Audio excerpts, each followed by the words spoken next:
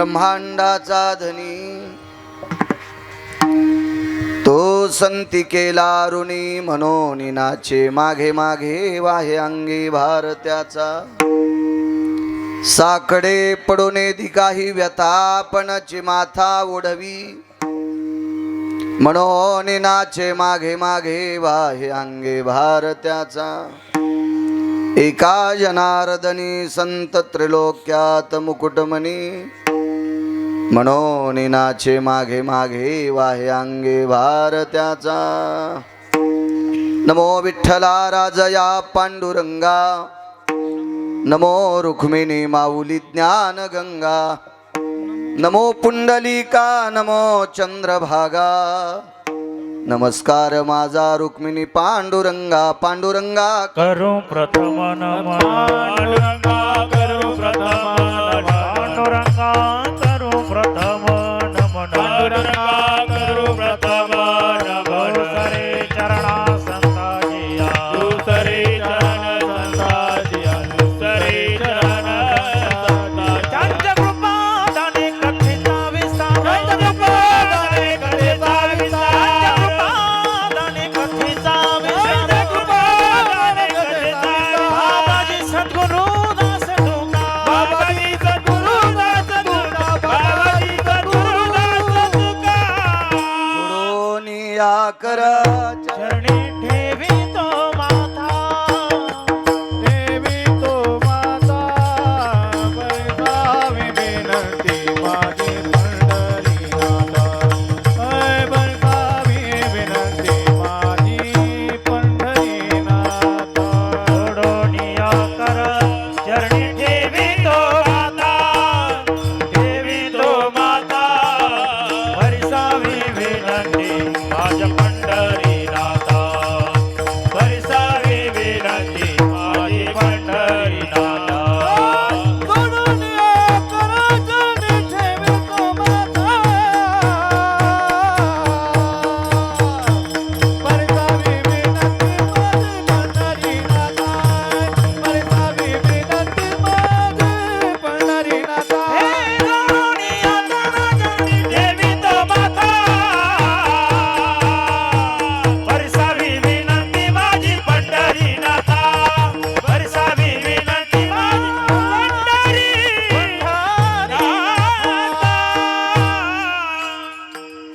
बसू दिलं पाहिजे कीर्तनात शेजारी इथं जर बसू देत नाहीत तर घरात येऊ देतं का काय 10-5 कीर्तनकार चिरून खाल्ले तर काय गुण येणार आहे तुम्हाला विठाला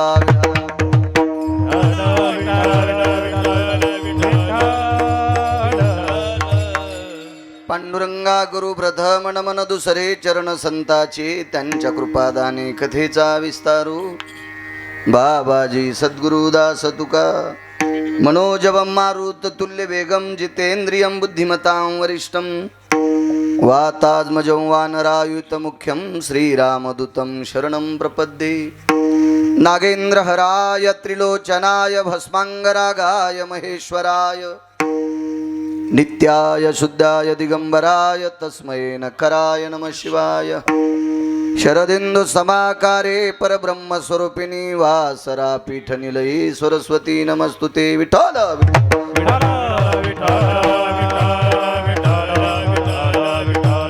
आता वैवासित पावनाती भासती पंचानन समाना तया श्रोत्याची आचरणी जाना साष्टांग नमन करीत असू वाद्यभूषित पावन तो प्रत्यक्ष अमरेंद्रा समान तयाची आचरणी जान साष्टांग नमन करीत असू आता गान गंधर्व देवता कोकिळ कंठ स्वर आराका जी कीर्तनी वहिवासित लोका तयाची आचरणी नमनगा मज दिसत सो परम विख्यातु जो जान ब्रह्मयाचा सुतू नारद जान नाम तितिक्षु तयाची आचरणी नमनगा जेने धर्म जितविलाची बळी तो संभाजी जान नवाळी कावतरला जयाची कुळी तया छत्रपतीची चरण कमळी साष्टांग नमन करीत सो विठ्ठल आता विनो वागविलाशिनी जे चातुर्यार्थ कला कामिनी ते श्री शारदा विश्वमोहिनी नमिली मिया नदी दिव्य गोदा तटीचा विलासी सदा प्रिय जो सज्जना वैष्णवासी जया वर्णिता प्रेमात्यंत चित्ता नमस्कार माझा श्री गुरु एकनाथा शिव भोळा चक्रवर्ती शिव भोळा चक्रवर्ती शिव भोळा चक्रवर्ती शिव भोळा चक्रवर्ती याचे पाय माझे चित्ते याचे पाय माझे चित्ते याचे पाय माझे चित्ते याचे पाय माझे चित्ते याचे पाय माझे चित्ते याचे पाय माझे चित्ते शिव भोळा चक्रवर्ती याचे पाय माझे चित्ते वाचे वदता शिव नामा दयान माझे क्रोध शिव भोळा चक्रवर्ती याचे पाय वाचे वदता शिव नामा दयान माझे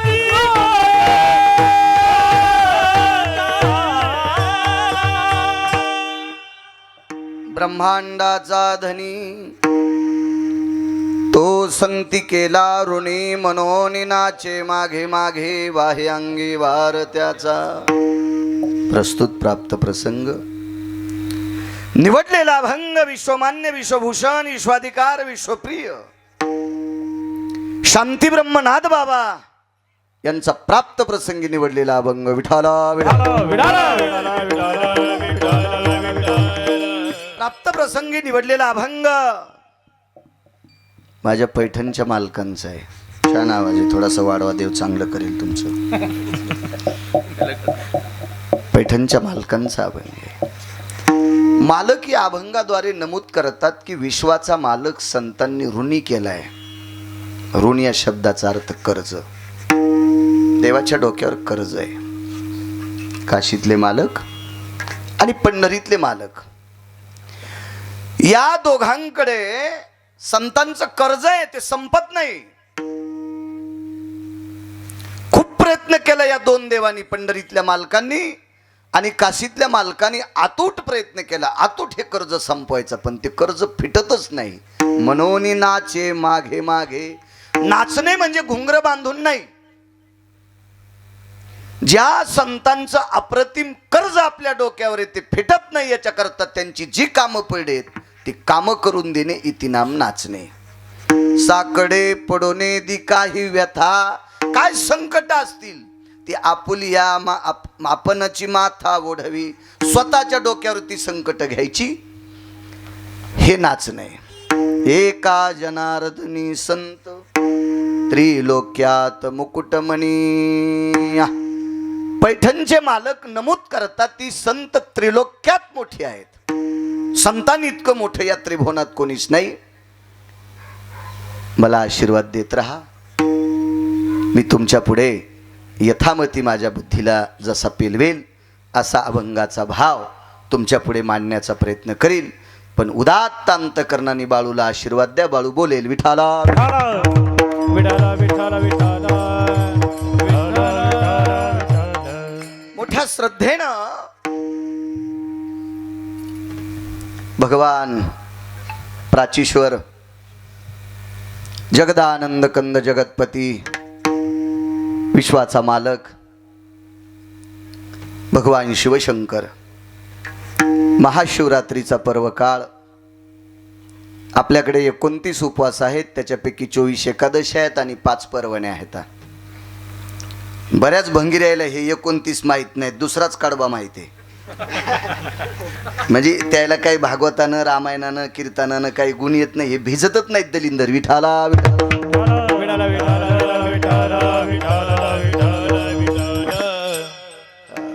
कारण मुख्य तारी यांच्या घराहून गेल्याच नाही, हे बारकाल्याच तारी, याला चिटकू चिटकू मारायले. ते आपल्या संप्रदायामध्ये 29 उपवास, 24 एकादशन, 5 पर्वणे आहेत. त्याच्यापैकी महाशिवरात्री उत्तम उत्तम शिवरात्री पर्व काळ आहे. एक अनन्य साधारण महत्व आहे.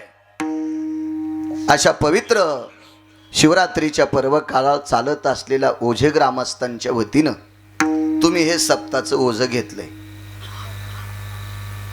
चांगलं गाव ओझे ग्राम. एक सात्विक, सदाचारी, पुण्यशील, पावन, अधिनियम भगवान प्राचीश्वराच्या दरबारात तुम्ही करतात. जुनाट बुजुर्ग शिवलिंग आहे.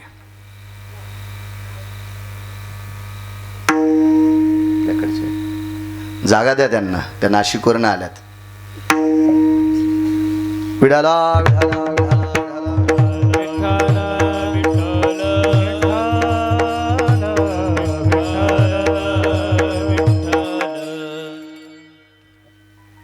भगवान प्राचीश्वराच्या दरबारामध्ये माझ्यासारख्या सर्वसामान्य अल्पज्ञानी अज्ञानी फारसं ज्ञान नसणाऱ्या बाळूला कीर्तन करण्याचा योग येतोय.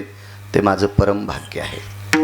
उपस्थित पंचक्रोशीतून आलेली तुम्ही श्रोते जनार्दन, तुमच्या चरणी वारकरी या नात्यानं तुम्हाला प्रणाम करतो. कारण तुम्ही भगवान शिवशंकर आहात. प्रभू तुम्ही महेशाची मूर्ती. आळंदीतल्या मालकांच्या हुकुक्तीनुसार कथा कीर्तनातला श्रोता हा प्रत्यक्ष शिवस्वरूप असतो. तुम्हाला प्रणाम करतो. या परिसराला लाभलेलं गोडसं मृदंग क्षेत्रातलं रत्न आदरणीय हरिभक्तीपरायण आमचे महेश महाराज. वा, महेशाच्या दरबारात महेश पक्वाद वाजितात. चांगली गोष्ट आहे. वा, छान महेश. कोटी कोटी धन्यवाद.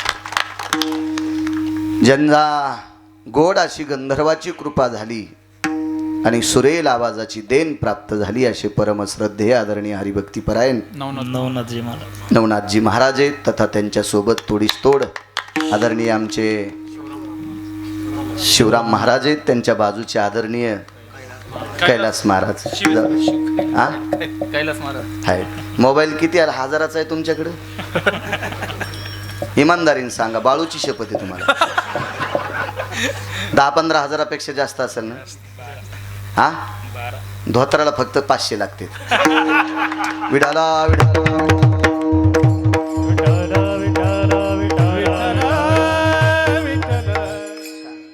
किमान येणे करायला तरी धोतरे बरं झालं. विठाला राग मानू नका कैलास महाराज, माफ करा मला. आपल्या संप्रदायाची फार मोठी किंमत आहे. या संप्रदायासारखा जगात संप्रदाय नाही. कोणी नादीच लागायचं नाही या संप्रदायाच्या. इतका मोठा संप्रदाय. चला, मस्तक माझा पायावरी या वारकरी संतांच्या. नवनाथ महाराजापासून ते इकडच्या त्या बाबापर्यंत इनेकरी, चोपदार, भालदार आदी करून संस्थेचे विद्यार्थी सर्वांना नाक घासून प्रणाम करतो. साऊंडवाले तुम्हाला सुद्धा कोटी कोटी धन्यवाद. भारतात चलाव तुमचं पाकिस्तान पस्तूर जावो. आवाज चांगला द्या. विडाला विडाला तुम्हा गावकऱ्यांच्या वतीनं ओंकार माझ्याशी संपर्क करत होता. मला वाटतं 8-9 महिने झाले असतील रे कीर्तन घेतलेलं. फार दिवस झाले. मधात 10-15 दिवसाला ते फोन करीत होतं. त्याला वाटतं हंत काय चाक गिरगाव. ओंकार 27.5 वर्षात अजून महाराष्ट्रात कोणी म्हणायचंच नाही गिरगावकरांनी तारीख घेतली ना आपल्याकडे आला नाही. नाही ते करत. सगळं काही भरभरून दिलंय. जास्त वचवच करीत नाही. बायको एकच आहे त्याच्यामुळं काय आगावपणा करीत नाही. विठाला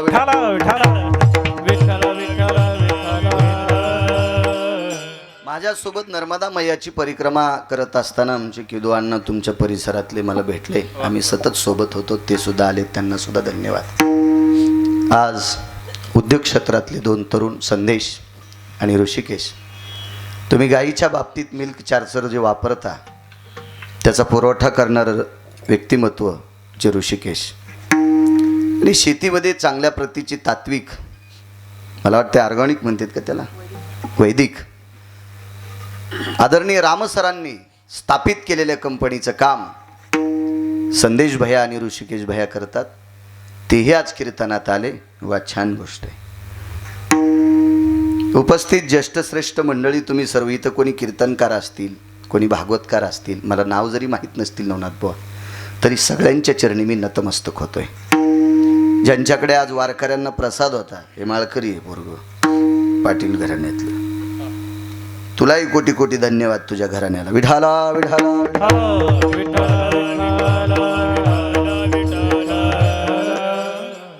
ब्रह्मांडाचा धनी तो संती केला ऋणी.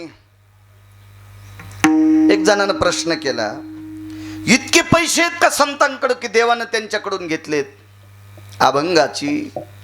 अभंगाचा भाव अर्थदृष्टी लावून वाचला पाहिजे. सगळे कर्ज पैशाचेच असतात असं नाही. काही कर्ज कर्तव्याचे पण असतात आणि त्या कर्तव्याचं कर्ज देवाच्या डोक्यावर संतांचं आहे. सोपं आहे का? तुमच्या परिसरातला एखादा पंचायत समिती, जिल्हा परिषद, आमदार, खासदार, मंत्री हे सगळे असतील. हे एकटेच जर प्रचाराला फिरायले तर कोण भूतीच्या निंका द्यायला? आमदार जर एकटाच चालला, एकटाच प्रचाराला, तर लोक म्हणतील याच्या गोळ्या संपल्यात.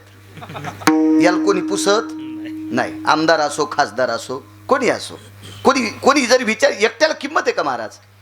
आमदार जर आमदार होत असेल, जिल्हा परिषद सदस्य जर जिल्हा परिषद पदावर जात असेल, पंचायत समितीच्या पदावर जात असेल, मंत्र्याच्या पदावर जात असेल, तर याला मोठं करणारे कोण असतात माहिती आहे का? त्याचे कार्यकर्ते. त्याचे कार्यकर्ते त्याला मोठं म्हणतात. महाराज चपला तुटुस्तर ते प्रचार करतात. नवनाथ भाऊ चपला तुटुस्तर, हा इतका प्रचार करतात. कोण? त्याचे कार्यकर्ते. ह्या वरी गेलेल्या लोकांचे देव त्यांचे कार्यकर्ते. फक्त त्याच्यासाठी गाडीचे काच किती खाली करतात हे त्यानं नंतर नीतिमत्ता सांभाळायची. हा नंतर त्यांच्या पोटात जर डब्बा उठत असेल तर ते आता ते तपासायची मशीन बाळूकड नाही. पण त्यांना मोठं करणारे त्यांचे कार्यकर्ते लोकांना स्फूर्त करतात की यांना मतदान हाना. त्यांचे देव कोण आहेत? त्यांचे कार्यकर्ते. तसे ह्या पुढाऱ्यांचे देव जसे त्यांचे कार्यकर्ते असतात, तसे काशीतल्या पंढरपुरातल्या मालकांचे देव कोण असतील तर ज्ञानोबा आहेत, तुकोबा आहेत. आमुची या भावे तुझ देवपण, आमुची या भावे तुझ देवपण, आमुची या भावे तुझ देवपण, आमुची या भावे तुझ देवपण, का विसरोनी राहिलासे,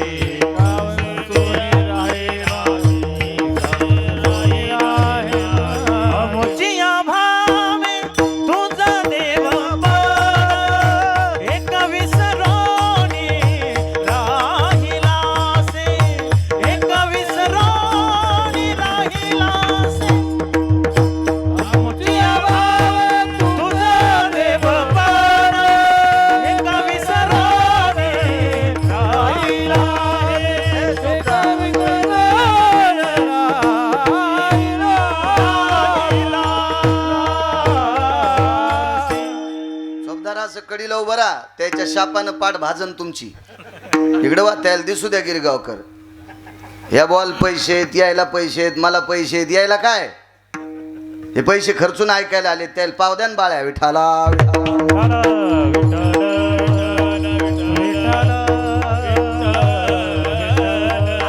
भावे तुझं देवपण.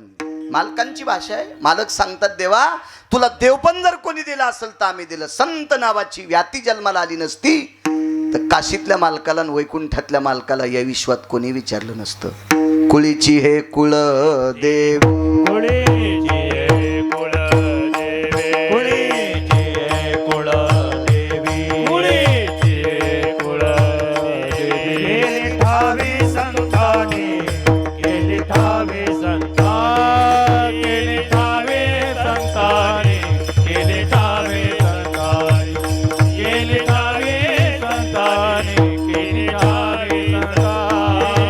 कुळीची हे कुळ देवी, केली ठावी संतानी, केली ठावी संतानी,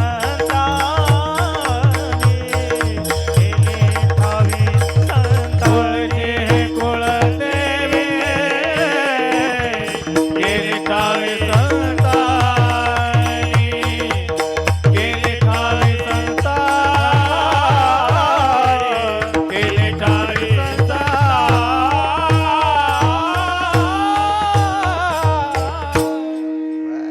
कुळीची हे कुळदेवी, केली ठावे संताने. वैकुंठातला जगाचा बाप, विश्वाचा मालक आपल्याला माहित नसता झाला. हा माहित जर कोणी केला असेल, याचा प्रचार कोणी केला असेल, हा देव आहे म्हणून जर आपल्याला कोणी सुचवलं असेल तर ते संतांनी. आणि देवाला देव पण द्यायची ताकद ती संतात. हे देवावरचं कर्ज आहे, संतांचं कर्ज आहे. बघा एवढं मोठं कर्ज, एवढं मोठं कर्ज. नुसतं पैशाचंच कर्ज असते नसते, कर्तव्याचं सुद्धा कधी कधी कर्ज असते. एखाद्या वेळेस थोडासा वापरलेला शब्द सुद्धा तो बोज करून जात असतो. माझे महाराष्ट्रात 7031 गावं आजच्यानं पूर्ण झाली. एखाद्या वेळेस आता लोकेशन पद्धत आली, गावकरी ते लोकेशन टाकतात. ही महाराज ते वड्यात नेतय, कधी कधी तळ्यात नेतय, कधी कधी भिताडाकडे गाडी नेतय. पुढे रस्ताच नाही, बंद भिताड, ते फोडून घालाव का मधात. मग तिथं कोणीतरी एखादं उभं असते. आपल्याला ती 2 पोरं भेटले, जा इकडं जा. त्याचं आमच्यावर कर्ज, त्यांनी आम्हाला रस्ता दाखिला, पैसे नाही दिले. पण ज्या कामाकरता गिरगावकर चाललाय त्या गावात त्याचं काहीतरी काम आहे भजन करण्याचं, ते गाव त्या पोरांनी दाखिलं, ते माझ्यावर कर्ज आहे. पैशाचंच कर्ज असते असं नाही. बघा काय कर्ज आहे, काय ऋण आहे, किती उपकार आहेत संतांचे. मर्यादा पुरुषोत्तम रामचंद्र आणि लंकेचा राजा रावण या दोघांचं युद्ध चालू होतं. रावण हे 3 जण भाऊ आहेत. त्याच्यातला जो बिभीषण आहे हा प्रभू रामचंद्राकडे आलाय. एक जण म्हणला बिभीषण भजण्या होता म्हणून आला. असं नको म्हणू सुमळ्या, बिभीषणापेक्षा हजारो पटीनं रावण विद्वान होता. कधी कधी वाचून बोललं पाहिजे. महाराज रावणाच्या विद्वत्तेला काशीतले मालक भुलले होते. त्या अर्थी विद्वान किती असन रावण याची कल्पना करा. मी रावणाला कधी कधी रावण्या म्हणतो ना, पण का रावणाच्या 1-2 गोष्टी चुकल्या म्हणून वारकरी संप्रदाय रावणाला मानित नाही. नाहीतर रावणाची विद्वत्ता इतकी सोपी नाही कोणाला पकडणे. एक मात्र त्याच्यातला मर्यादा पुरुषोत्तम रामचंद्राकडे बिभीषण आले आणि कुंभकर्ण आणि रावण मर्यादा पुरुषोत्तम रामचंद्रांसोबत लढले. युद्धाचा प्रसंग चालू आहे आणि त्या दिवशी रामचंद्रांसोबत युद्ध करण्यासाठी कुंभकर्ण आलेला आहे. कर्ज सांगतोय, कर्ज किती मोठा उपकार आहे, किती मोठं ऋण आहे संतांचं देवावर. आणि मर्यादा पुरुषोत्तम रामचंद्र युद्ध करत असताना त्या कुंभकर्णाने इतकं जर्जर केले रामचंद्रांना की शेंडीचा घाम पायात आलाय. हातबल झालेत प्रभू रामचंद्र. बेट मरतच नाही ते. इतके बाण सोडले, इतके बाण सोडले. ते बाण त्याच्या अंगात घुसून पलीकडे जायचा, पण जखम जशाल तशीच व्हायची. पुन्हा नीट व्हायचं, ते जखम दुरुस्त व्हायची. इतकं मोठं त्याच्याकडं काय शक्ती होती देव जाणे त्या कुंभकर्णाकडे. प्रभू रामचंद्र हतबल झालेले आहेत. दुपारची वेळ आहे. या वेळेला मर्यादा पुरुषोत्तम रामचंद्रांच्या लक्षात आलं आपण काही जगत नाहीत. आता कोणाला बोलवावं. एक सांगू तुम्हाला, आणीबाणी प्रसंग येत असतो का किंवा दुःखद प्रसंग येत असतो का, माणूस ठराविक लोकांना बोलवते. एखादं भयावह काम दिसलं, बापरे आई ग, कायमची नाव आठवतात बुवा. कारण हे अतूट प्रेम करणारे नाते आहेत, अतूट प्रेम करणारे. पण देवाच्या लक्षात आलं इथं बाप आणि आई कामी येऊ शकत नाही. आता मग काही काही ठिकाणी एखादी मित्र असतात, कोणी असतात, हे कामी येत असतात. अशा वेळेला मर्यादा पुरुषोत्तम रामचंद्रांनी एका व्यक्तीची आठवण केली. तो जगातला 1 नंबरचा संन्यासी, त्याचं नाव मारुतीराय. मला एक जणानं प्रश्न केला, बाळू महाराज क्रम देणं तुमच्या हातात आहे का? म्हणलं नाही रे सुंबळ्या, मारुतीरायला 1 नंबर देणं माझ्या हातात नाही. पुराण देते म्हणून सांगतो. कोण म्हणते पुराण देते आणि 1 नंबरचे मारुतीराय कसं काय संन्यासी? तेव्हा ही काही काही अशी इतकी आडमुड झालीत आपल्या याच्यामध्ये. हे निवळ धसकट. ना मेंढ्याला खाता यालेत, ना शेळ्याला, ना गाईला, ना बशीला, ना बैलाला. हे कोणाला घासले की कपडे फाडायलेत किंवा रक्त काढायलेत. असे धसकटे आपल्यात जास्त झाले. निबरडक खोड. 1 नंबर कस काय? काय 1 नंबर? आतापर्यंत जे जे संन्यासी झाले त्यांचे इंद्रिय त्यांच्या आईनं बापानं पाहिले. लहानपणी संन्यासी जरी असेल तरी उघडाच असेल ना. पण जगात असा एकच संन्यासी आहे की त्याच्या मांडीपासून कमरेपर्यंत ठिकाण माईनं सुद्धा पाहिलं नाही. नैष्टिक ब्रह्मचर्याची कासोटा. गर्भातच आईच्या पोटात लंगोटी बांधून आलेला संन्यासी, ज्याचे इंद्रिय माय आणि बाप पाहू शकत नाही, म्हणून जगातला 1 नंबरचा संन्यासी ते मारुती आहे. बलाची देवता आहे. कधी कधी तरुणांनो बाहेर जाताना त्याचं दर्शन घेत जा. दिवस साफल्यात जाईल तुमचा. बलाची देवता आहे, कर्तव्याची देवता आहे, निष्ठेची देवता आहे. मारुतीरासारखं भजन कोण नाही केलं बुवा. भजन कोण नाही. आपण मित्राची तर भजनाला गेलो, पाकिट नाही घेतलं तरी त्याच्या भाकरी खाल्ल्या. जेव्हा तर लागेल का नाही आपल्याला मित्राची तर गेल्याच्या नंतर. पण मारुतीरानं देवाचं भजन केलं तर भाकरी खाल्ल्या नाही. पाला खाऊन या वाहिले पर्वत, पाला खाऊन या वाहिले पर्वत, पाला खाऊन या वाहिले पर्वत, पाला खाऊन या वाहिले पर्वत, बांधियला शेतू सिंधुवरी, बांधियला सेतू सिंधुवरी, बांधियला सेतू सिंधुवरी. पाला खाऊन या वाहिले पर्वत, बांधियला शेतू सिंधुवरी. पाला खाल्ला. याच्याही पुढं पा. केवळ वनीचे वनचर, पाले खावीर वानर, चारी मुक्ती त्यांच्या किंकर, सवे सुरवर वंदिते. 33 कोटी देवता मारुतीराला नमस्कार करायचे. इतका मोठा प्रभावशाली भजने. मारुतीराय भजनात किती मोठे आहेत महाराज. हरिभजनी हे ढवळीले जग, हा तुकोबारायचा अधिकार आहे, पण तेही तुकोबाराय. शरण शरण जी हनुमंत, शरण शरण जी हनुमंत, शरण जी हनुमंत, शरण शरण जी हनुमंत. तुम्हालो रामदूत, तुम्हालो रामदूत, तुम्हालो रामदूत, तुम्हालो रामदूत, तुम्हालो रामदूत, तुम्हालो रामदूत. शरण शरण जी हनुमंत, तुम्हालो रामदूत, तुम्हालो रामदूत, तुम्हालो रामदूत. शरण शरण जी हनुमंत, तुम्हालो रामदूत, तुम्हालो रामदूत, तुम्हालो रामदूत. शरण शरण. देहूतले मालक तुकोबाराय. देहूतले मालक मारुतीरायाला शरण जातात. एवढे मोठे मारुतीराय. आणि त्या मारुतीरायाचं स्मरण, त्या मारुतीरायाची आठवण मर्यादा पुरुषोत्तम रामचंद्रांनी केली. संतांचं कर्ज काय डोक्यावर आहे, ऐकत राहा. हजार झाले मारुतीराय. काय प्रभू हनुमंता वाचत नाही रे. का बरं प्रभू? कोण मारील तुम्हाला? बेटा कुंभकर्ण मला जगू देत नाही. मारुतीराय म्हणले प्रभू, माझ्यासारखा सेवक, माझ्यासारखा नौकर, माझ्यासारखा गडी ज्या मालकाचा आहे, माझ्या मालकाकडे बघायची कोणाची माय आली. जीवनात मारुतीराय स्वतःला महाराज म्हणून घेतलं नाही कधीच. महाराज या शब्दाची संप्रदायातल्या सगळ्या लोकांना लाज वाटणं गरजेची आहे.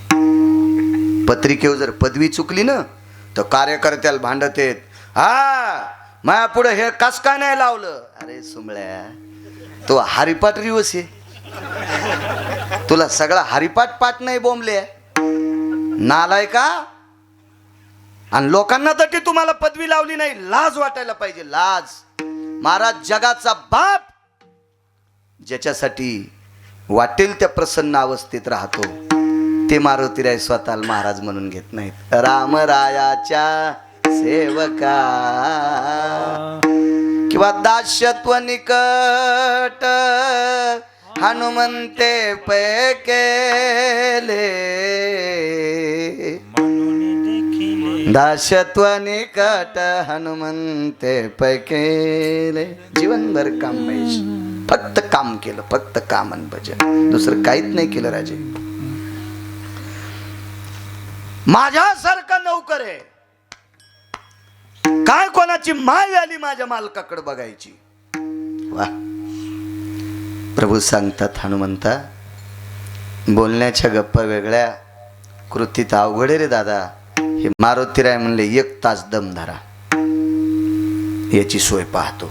त्याला शर्ट नव्हतं म्हणा, आहे की नाही संदेश ऋषी? माणसं कोणावर बाहेरच मागं करते. मला असं वाटतं जास्त मागं गेले तर फाटत्या नाही का, त्याच्यामुळे आकारात केल्या पाहिजे. हो. बायको भेईन मी शावताव देतो तुला दाखीन. हो काय दाखीत तू, पपेश माय कदरली तुला.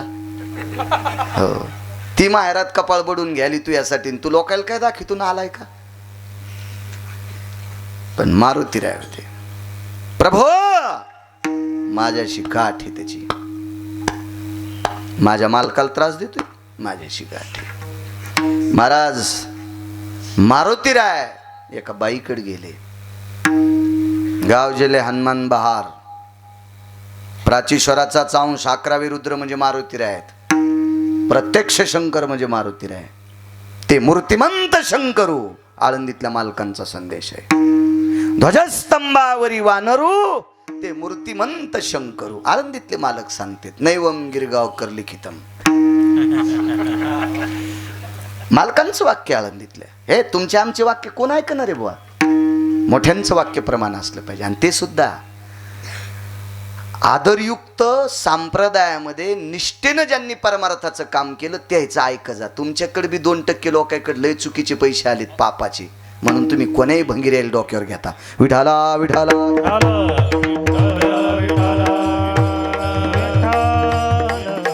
पैसे बसू देत नाहीत तुम्हाला, असे वळवळ वळवळ करतात, वळवळ धावण्यासारखे. तुमचा दोष नाही, ते आलेलेच चुकीच्या मार्गाने असतात ना, त्याच्यामुळे ते चांगल्या ठिकाणी जाणारच नाही, तुम्हाला चांगलं काम करू देणार नाही ते. चला महाराज ज्याचं आचरण शुद्ध आहे त्याच्या पाया पडा जा. त्याला अभ्यास नसला तरी चालेल. जो आईवडिलाचा आदर करतो त्याच्या पाया पडा जा. त्याच्याकडे पैसे नसले तरी चालतील, कारण संप्रदायामध्ये आचरणाला फार मोठी किंमत आहे. मारुतीराय एका स्त्रीकडे गेले, माय म्हणाले आणि लोटांगण घातले. महाराज ऋषिकेश लग्न झाल्यावर त्याच्या पाया पडल्याशिवाय संसारच नाही. संदेश 2-3 वेळेस त्याच्याकडे जावं लागतं. शेवंती सुद्धा त्याच्या पुढेच घ्यावं लागते. शेवंती कोणाच्या मंदिरात असती? महादेवाच्या नाही, मारुतीच्याच मंदिरात, पांडुरंगाच्या नाही. हो तिथंच. आणि शेवटी मेल्यावर बी एकदा मड कुठं कोणाच्या दारात टिकीत येस तिथंच असती ना. इतकं कळालं तरी बस झालं. विठाला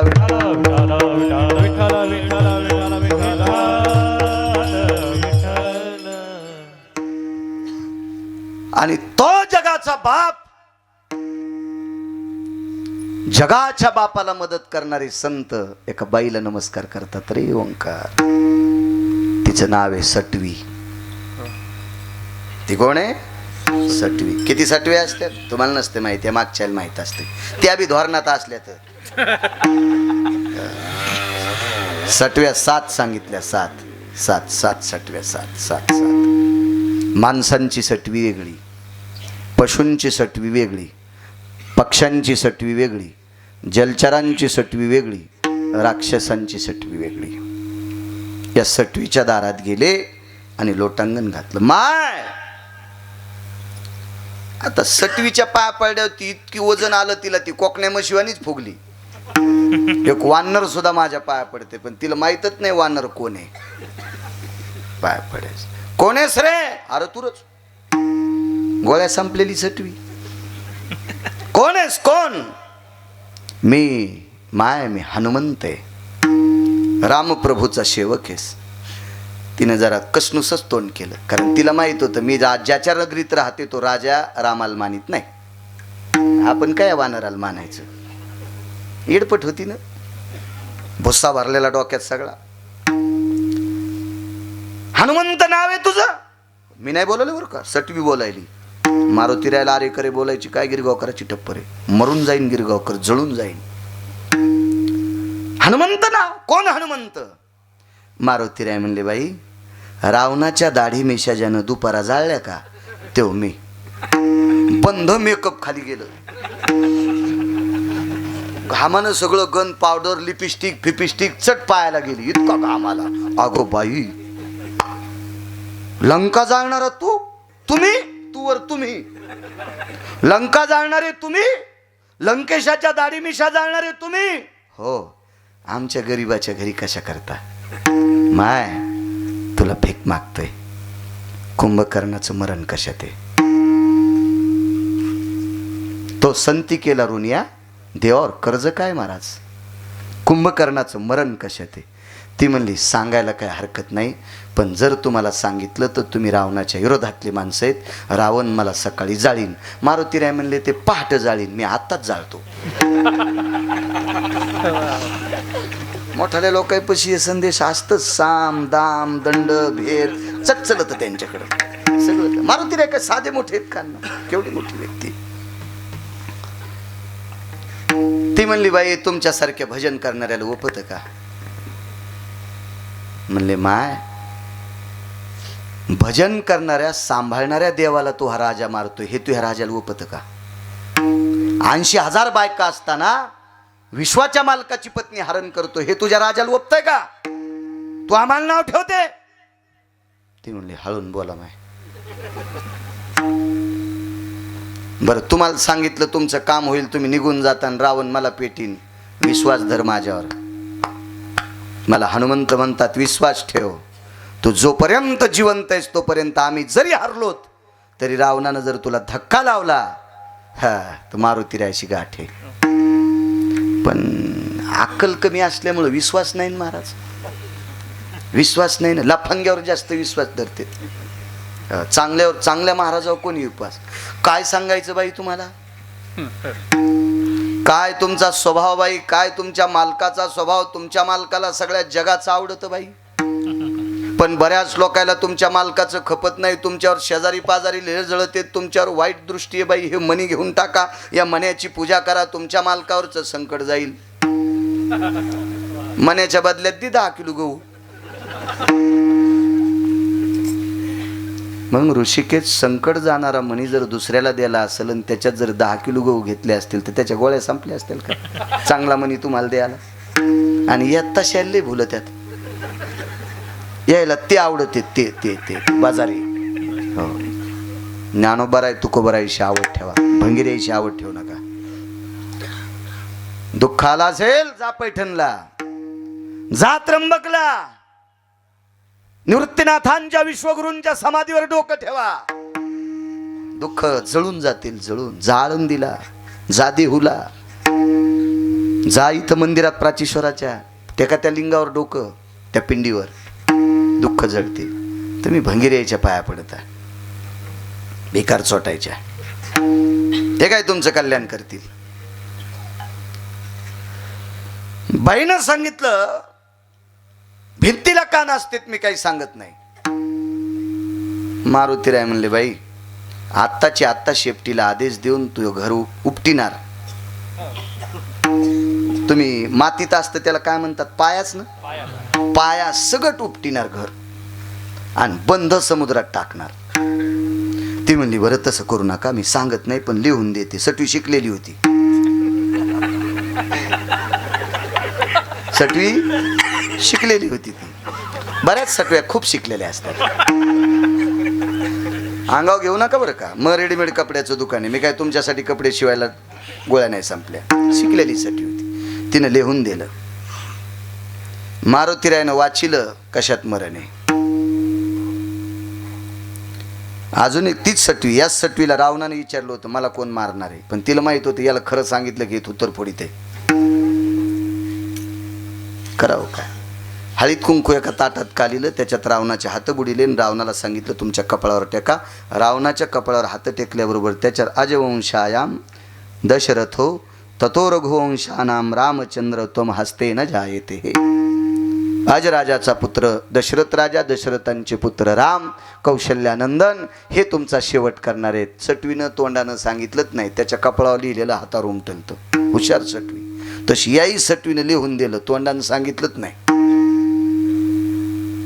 मारुतीरायन वाचिल्याबरोबर कागद सुरगाळला, समुद्रात फेकून दिला आणि युद्धभूमीच्या ठिकाणी हजर झाले आणि प्रभू रामचंद्राच्या पाठीमागे उभं राहिले आणि शेपटीला आदेश दिला, बाई तू रामचंद्राच्या काखेमध्ये गुदगुल्या कर, मस्करी कर, दिल्लगी कर. शेपटीला सांगितलं. आता शेपटी ती मारुती रायाची होती. तो संती केला रुनिया काय कर्ज आहे महाराज या संतांचं देवावर. हातबल झालेले आहेत मर्यादा पुरुषोत्तम, शेवटचे श्वास मोजतेत. आज संध्याकाळचं उलट शिंग वाजेपर्यंत, म्हणजे सकाळी वाजत असतं युद्ध सुरू व्हायचं आणि एक शिंग वाजत असतं युद्ध बंद व्हायचं, तोपर्यंत आपलं जीवन बंद होते असं मर्यादा पुरुषोत्तम रामचंद्राने ठरवलं.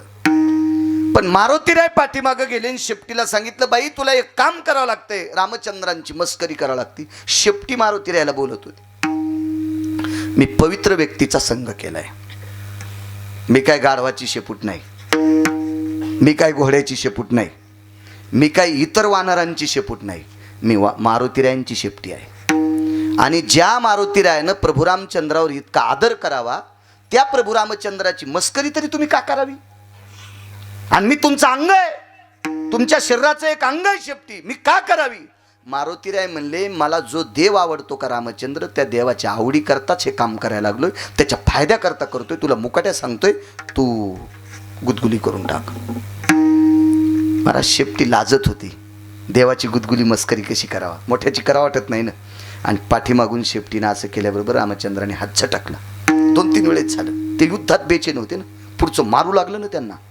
त्याचे शस्त्र थांबवता थांबवता नाकात दम आलेला होता. आणि मारुतीरायानं शेपटी अशी करकर दाबली, तिला सांगितलं, बेटे मी आयुष्यभर लांड राहीन, हो, तुला तोडून टाकीन तू जर नाही माझं ऐकलंस तर. आणि मग नाईलाजानं शेपटीनं जास्त गुदगुल्या केल्या. त्याला मर्यादा पुरुषोत्तम असे मागं वळले, कोण रे. पाठीमागून फिरून पाहिलं तर मारुतीराय. दुःख वाटलं. अंजनी नंदन जी, शोभतय तुला, जगप्रसिद्ध आहेस तू, माझा सेवक आहेस, रामा गड्याची आवडी मोठी, विश्वगात रे तुला, आणि तू आपल्या देवाची मस्करी करतोस. सकाळपासून त्यानं मला बेजार केलंय, ते मारतय मला. मारुतीरायाने सांगितलं, एकदा मागं फिरून बघा बरं. प्रभू रामचंद्रानं पाठीमागं कुंभकर्णाकडे बघितलं तर ते रथामध्ये उलट पडलेलं होतं. महाराज आश्चर्याचा झटका बसलाय. हनुमंत त्याला तू कधी मारलंस.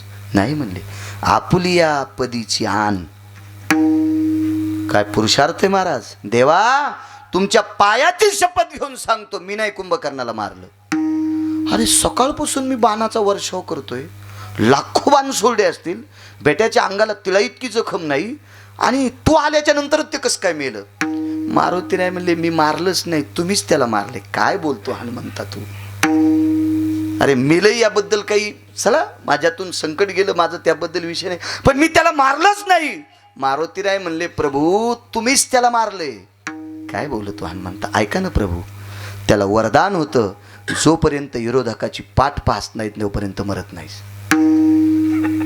विरोधकाची पाठ पाहत नाहीस तोपर्यंत तू मरत नाहीस. आणि सूर्यवंशातले लोक मेले तरी युद्धात पाठ दाखीत नव्हते. सूर्यवंशातले लोक मेले तरी पाठ दाखीत नाहीत. मग देवा तुमची पाठ फिरवायचं, तोंड फिरवायचं एकच साधन होतं, फक्त तुमची गुदगुली करणं. माफ करा प्रभू, माफ करा, माफ करा, माफ करा, माफ करा. आणि त्या गुदगुलीच्या निमित्तानं तुम्ही माझ्याकडे बघितलं आणि तुमची पाठ कुंभकर्णाने पाहिली, बिना बाणाचाच पालथा पडला. महाराज हृदयात शिबिल गेलं मारुतीरायला. काय अंजनी नंदन, काय उपकार फेडू रे तुझे. महाराज तोंडातून वाक्य पडलं, हनुमंता माझ्या अंगाचं कातडं काढून जरी तुला बूट शिवला तरी उपकार फेटत नाहीत. कारण देवाला आयुष्य द्यायचं काम संतांचे, इतकं कर्ज देवाच्या डोक्यावर या संतांचं. म्हणून पहिल्या कडव्या ब्रह्मांडाचा धनी, ब्रह्मांडाचा धनी, ब्रह्मांडाचा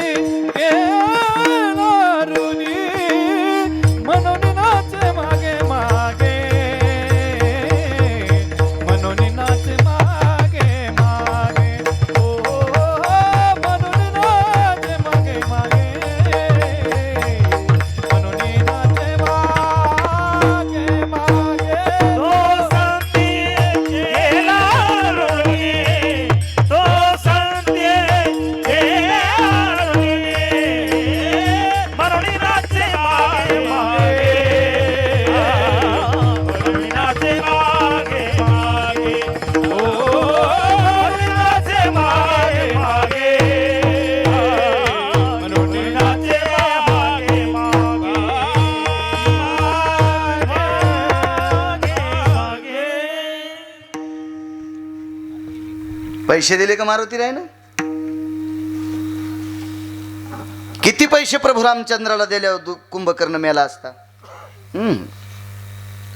ती फक्त मारुतीरायाची कृपा, ती फक्त संतांची कृपा, तो संती केला रोनी. पण एक कारण आहे का, 10 मिनिटं पुढं सर्कल कीर्तनाचा ताण घेऊ नका. ते तरुण मंडळी म्हणले आम्ही एवढे जण मिळालो, गेल्या वर्षीपासून सप्ताह सुरू केला, काय ताण नाही. मला नाद नाही, लांबून आलो कन्हायलो असं नाही सांगत मी. लोक म्हणते ना आदल्या दिवशी याचं असतं. हो, 2-3 दिवसांना आधी आला असतं तरी सोय करीतच होते माझी नाशिकमध्ये, काय ताण नाही.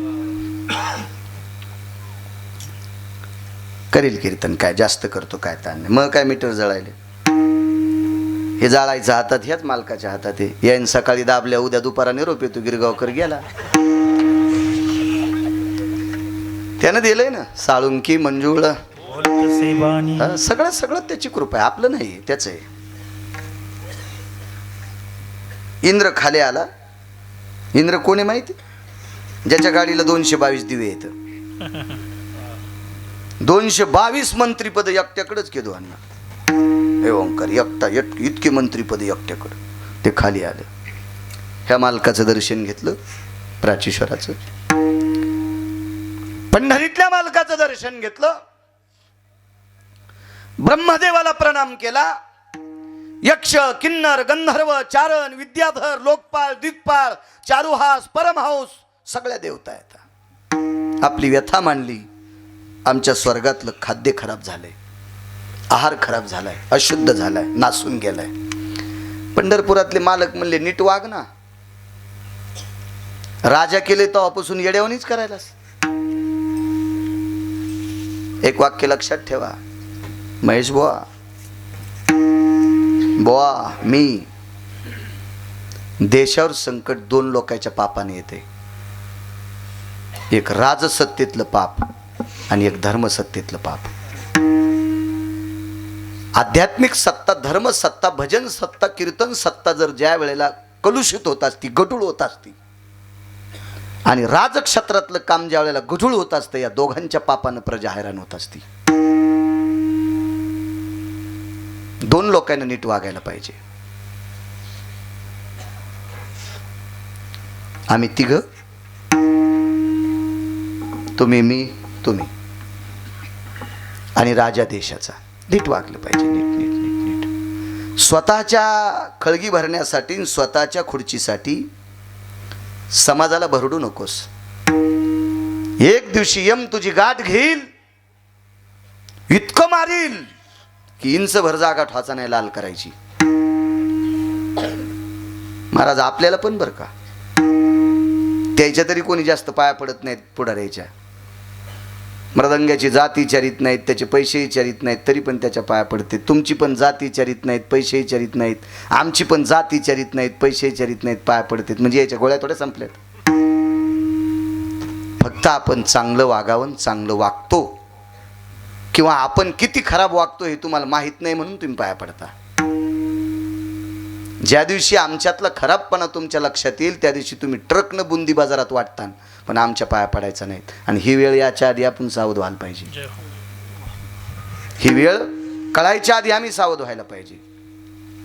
फार मोठं प्रेम आहे महाराज संप्रदायावर, या देशातल्या मृदंगाचार्यावर, या देशातल्या भजण्यावर आणि या देशातल्या कीर्तनकारावर. लोकांचा इतका गोड भाव आहे, स्वतःच्या लेकरापेक्षा आपल्या 3 लोकांवर प्रेम करतात लोक. आपण जरा शिस्तीत वागणं गरजेचं आहे. चला, पंढरीतल्या मालकानं सांगितलं, इंद्रा मस्ताडलास थोडासा, तुझं पाप आहे. 6 पाप केली ते इंद्राने, त्याच्यापैकी एका पापानं अमृत खराब झालं. शेवटी इंद्र खाली मान घालून नाक कापल्यागत घरी गेला. कर्मनो गहनोगती एक वारकरी भेटले आणि त्या वारकऱ्यानं एका संन्याशाला घेतलं सोबत. तो 6व्या क्रमांकाचा संन्याशी. कालांतरानं तोही संन्याशी वारकरी झाला. त्या संन्याशाचं नाव नारद. नारद भजनातलं एक मुख्य स्थान आहे. सुरनर किन्नर नारद तुंबर गाती निरंतर रे. सुरनर किन्नर नारद तुंबर गाती निरंतर रे.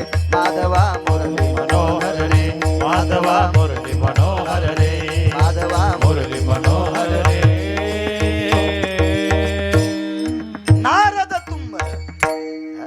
भजनातलं अग्रगण्य स्थान आहे. ही गादी सुद्धा नारदांचीच आहे बरं. म्हणून ज्यानं कीर्तन करायचं त्यानं तंबाखू खायचीच नाही. हो, नाही तर चालू कीर्तनात घोंगडी खाल तंबाखू. यम इतकं मुसळ ठोकीन तर इकून काढीन. हो, मागून काढीन, मागून मागून मुसळ. गादी नारदाची, आमच्या बापाची जहागिरी नाही महाराज. या गादीवर आल्यावर तुम्ही आमच्या पाया पडता, निदान इथं तरी आमचे डोके सावध असले पाहिजे. किती गोड वागावं. चला, एक वारकरी आणि एक संन्यासी वारकरी दोघे एकत्रित आले आणि 222 दिवे ज्याच्या गाडीला आहेत त्या मंत्र्याला सांगितलं, हे तुमच्या स्वर्गातलं खराब झालेलं अन्न दुरुस्त करायचं असेल तर मृत्यूलोकामध्ये जंबूद्वीप नावाचं एक द्वीप आहे. त्या जंबूद्वीपामध्ये पंढरपूर नावाचं एक गाव आहे. त्या पंढरपूर नावाच्या गावामध्ये चंद्रभागा नावाची गंगा आहे. त्या गंगेच्या तीरावर एक लिंबाचं झाड आहे आणि लिंबाच्या झाडाखाली एक वारकरी राहतो. त्या वारकऱ्याचं नाव आहे श्रीमंत श्री चोखोबरा आहे. ते हरिजनाच्या कुळात जन्माला आलेले आहेत. वारकऱ्याला जातीचा संबंध नाही.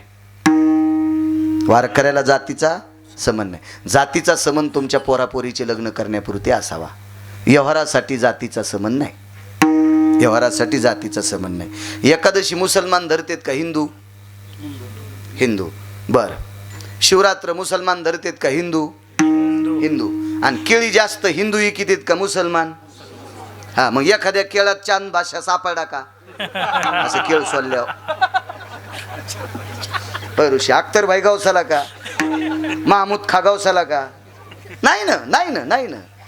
आपल्याला त्याच्या जातीचा काय संबंध? आपल्याला केळाशी संबंध आहे. तसं वारकरी संप्रदायात कोण्याही जातीचा असो त्याच्या भजनाशी संबंध आहे. तुका म्हणे नाही जाती सवे काम, ज्याचे मुखी नाम तोची धन्य. याता याती धर्म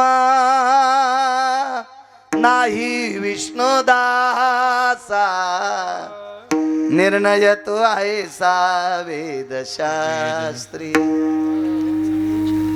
वैष्णव चांभार धन्य त्याची माता. चर्मकाराच्या कुळातला आहे पण वारकरी आहे, त्याच्या आईला धन्यता दिली. काय पवित्र मुलाला जन्म दिलास. जातीचा संबंध नाही. हो का उत्तम चांडाळ, त्याचे पायी माझे कपाळ. जनाबाई म्हणतात पंढरीचे वारकरी, त्यांचे पाय माझे सिरी. वारकरी आहेस ना, त्याचे पाय माझ्या डोक्यावर. जनाबाई जिच्या ताटात देव जेवायचा, इतकी वारकऱ्याला किंमत आहे. त्या वारकऱ्यानं सांगितलं जा पंढरपूरला, ते वारकरी तुमचं काम करतील. इंद्रानं तिथून सुरुवात केली. त्याला घर कसं आहे, त्याचे लेकरं बाळ काय करते, घराचा काय संबंध आहे? तो वारकरी झोपड्यात राहतोय. त्याचं काम आहे तुमच्या घरी कार्यक्रम असला की सरपण फोडायचं. गॅस नव्हते ना तेव्हा. लग्न कार्याचं सरपण फोडायचं काम त्या वारकऱ्याचं काम. संदेश, रस्ते झाडायचं काम, मेलेली जनावरं गावाच्या बाहेर नेऊन टाकायचं काम, हे काम त्या वारकऱ्याचं होतं. महाराज, मोठ्या माणसाला गरीबाकडे जायची वेळ आली की जरशी लाज वाटते. फक्त मोठाले उभं राहिल्यावर लाजत नाहीत. मग कोणाच्या पाया पडते. गुलूप शाट झाले. अरे ते इकून उभं आहे, इकून नाही, काय कळत नाही. कोणाच्या कोणाच्या बघा ना माया. अरे मग मतदानच नाही तर माया कशाला पाया पडायला. ते इतके आंधळे होते की कोणाच्या पाया पडतात, कोणाच्या बी कोणाच्या कोणाच्या मोठाले. तेव्हा त्याला लाज वाटत नाही. एरवी मात्र मोठाल्यांना लाज वाटते. कोणी असो, तुम्ही असो, मी असो, एरवी आपल्याला लाजच वाटते गरीबाकडे जायची. एका बाईचा सासरा मेला, जीव गेल्याचं निमित्त झालं. हो, जीव गेल्यात मरते माणूस. सासरा मेला, सासऱ्याचं पक्ष आलं, वर्ष श्राद्ध आणि पित्र करायचे. महेश बुवा, पित्रासाठी कढी हे मुख्य पदार्थ आहे. पित्रासाठी कढी हा मुख्य पदार्थ असतो. एरवीच्या जेवणात नसला तरी चालेल, पण पित्रासाठी कढी असते. एरवीच्या जेवणात सर्वात अगोदर मीठ वाढत असतात. पण पितराच्या दिवशी मीठ आणि कढी सगळ्यात शेवटी वाढायची असते. फक्त कळणाऱ्याला बरं का, ज्याला कळत नाही त्यानं काही वाढा आणि काही खा, काही मिळ नसतं त्याला. काय त्याला येडीन केलं हो आणि रेड्यानं खाल्लं काय, त्याला काय मिळत नसतं. दम नाही ना कीर्तनाला, दम नाही भागवताला, दम नाही रामायणाला, कोणाला गुण आहे? उपरनं झटकेलं की निघाले आपले उसातले डुकरं निघल्यावानी. विठाला विठाला विठ्ठल विठ्ठल विठ्ठल विठ्ठल.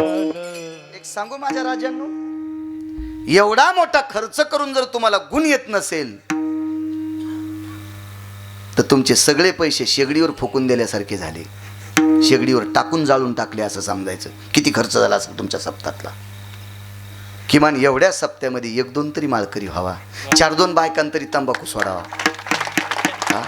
झोपीत पण तंबाखू तोंडात ठुती आणि पाट तू किती 90,000ची मसड आणली होती. मी तुरी इकल्या तुरी इकल्या, कीर्तनाचे पैसे नव्हते, तुरीचे पैसे होते. 90,000ची मसड आणली आणि रातच्या तंबाखू खाऊन झोपलेली बाई आमच्या गोठ्यात गेली की तिच्या तोंडाच्या वासानं मसड मेली. गळ्या शपथ खोटं नाही, पानात चोरला ते दिवसपासून दूधच दिलं नाही तिने. मग आमची मसड जर एवढी मोठी दांडगी असून हिच्या रात्रभर तंबाखूचा गळ्याच्या तोंडाचा इतका वास, तर हिनं नातवाच्या गालाला तोंड लावल्यावर काय होईल? त्याचं हरपळून जाईन ना तोंड. लाज वाटायला पाहिजे, कशाला तंबाखू खाची? इतकं पवित्र तोंड कशाला? त्यासाठी दिलंय का आपल्याला? काजू खाय ना पासाक्षे. विठाला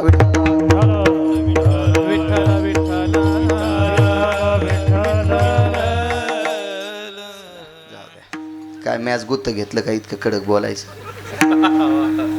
छत्रपती जन्मावा दुसऱ्याच्या घरी. गुण आला पाहिजे तुम्हाला, नाही तर तुम्ही फक्त सप्ताह कशासाठी केला माहितीये का? 1, 2 आणि 3 तिघ श्रीमंत करायसाठी. हो, गोड बोलून तुम्हाला संध्याकाळी 11:30ला बुक्का लावून चाललो आम्ही. बुक्का लावून आम्हाला नाही लावायले, आम्ही तुम्हाला लावायले बुक्का. आणि याला बी तुम्ही हसतच. वा वा वा विठाला.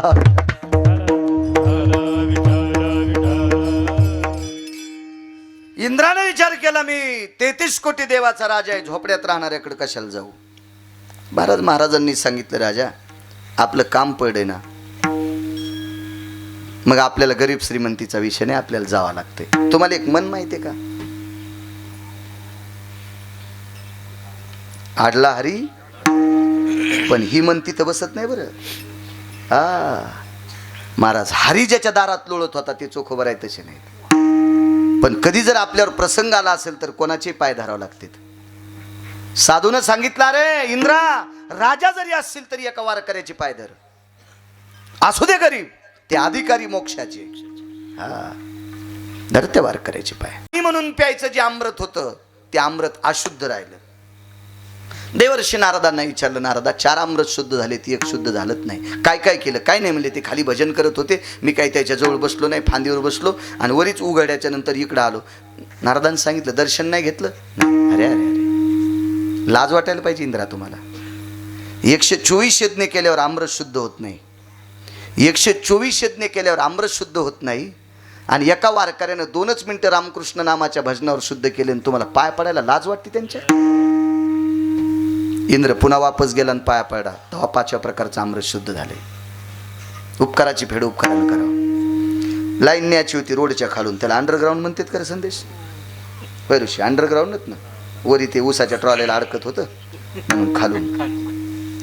बजेट निघलं 1.5 लाखाचं.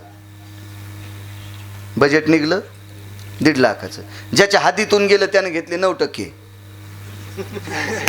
धावल्या कपड्यावाला बारीक सारीक पुढारी होतं, बायको भेट नव्हती त्याला, पण कडक टोपी त्याची आपली, ऊस साळता येईन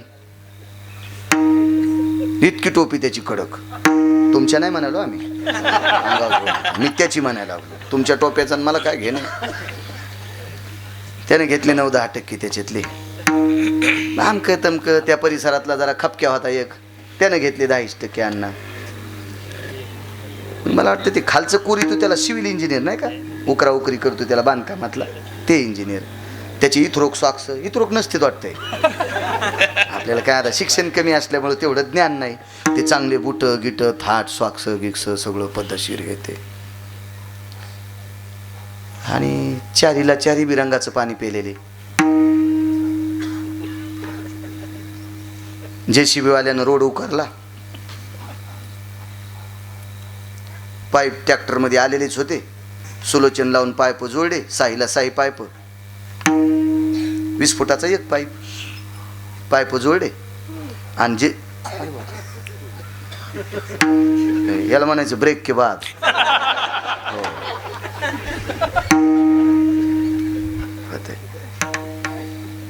मळ्या भावतालच पाखरायनं कंस खाल्ले.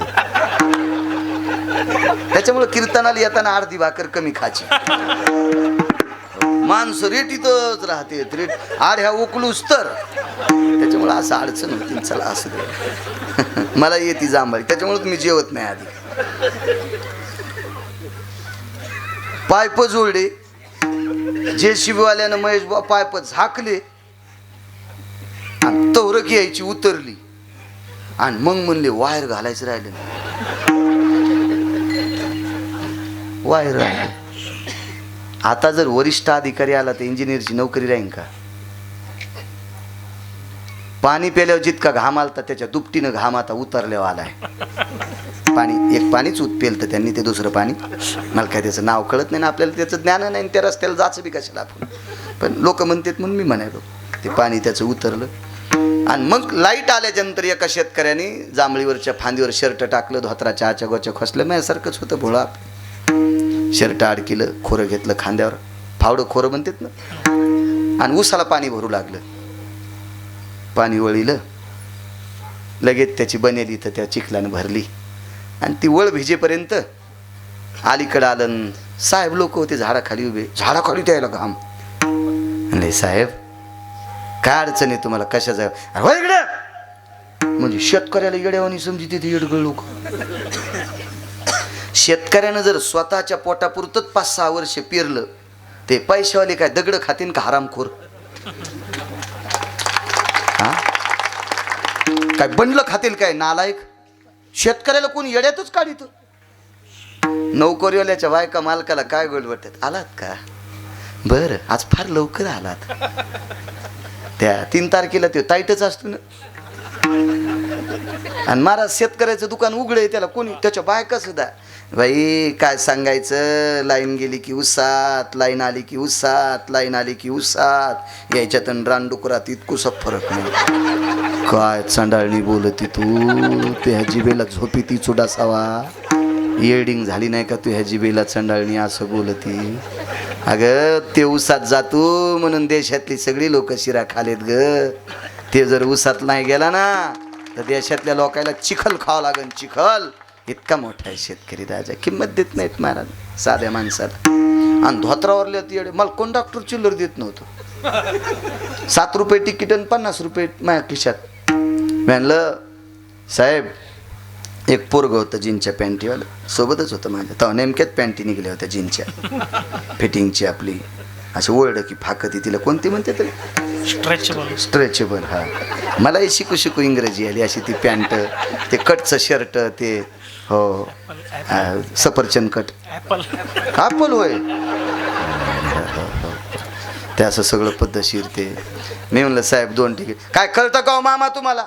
आणि तो कंडक्टर माझ्यापेक्षा 17 वर्षानं मोठा, पण त्याला पॅन्ट मला धोतर असल्यामुळं मामा म्हणलं. मामा तुम्हाला कळतं काय हो? 7 रुपये तिकीट आणि 50 रुपये देता. तितकीच परिस्थिती नाजूक होती, तेवढेच पैसे होते. आता असतेत मी त्याच्या अंगावर टाकले असते 2, पण आता जेष्टीन फिरायचं काम नाही ना, तवाची गोष्ट. त्यानं मला धुनकी लो कंडक्टरनं. तर माझ्यासोबत जीनची पॅन्ट आहे. मी त्याला म्हणलं हे 50 रुपये देईन 2 तिकीट. साहेब 2 तिकीट. बरं भैया, उतरल्यावर चिल्लर. त्याला भैया काय काळ आला बघा. धोत्रावाल्याला येड्यावानी. कोण येड्यावानी समजित लोक धोत्रावाल्या. मी एसटीतून खाली उतरलो. त्याला म्हणलं तू नको चिल्लर मागू, मी मागतो. म्हणलं साहेब ते 2 तिकीट काढे, 50 रुपये दिले, ते तिकीट पैसे तुम्ही केव्हा दिले? म्हणलं ते मात नोकर आहे, मी थैली घ्यायला असते सोबत. कोण डॉक्टर म्हणलं आगाऊच का, धोत्र्याची थैली घ्यायला पॅन्टीवालं. त्यानं डोळे फाडे, पैसे घेतल्या. म्हणलं कंडक्टर साहेब जरा हिशाबात बोल जा. धोत्रावाल्याला इतकं येड्यावानी समजू जाऊ नका. तू या डबक्यात जितक्या नोटा आहेत का, त्या नोटावर धोत्रावाल्याचं चित्र आहे. आणि ज्या नोटावर धोत्रावाल्याचं चित्र नाही ती नोट बिड्या वाढायच्या पण कामी नाही. बिड्या पेटवायच्या पण कामी नाही. कंडक्टर म्हणला तुम्ही कोण आहेत? म्हणलं मी चुलीतला आहे जाय, पण याच्यानंतर धोत्रावाल्याला येड्यावानी समजू जाऊ नको. विठाला विठाला.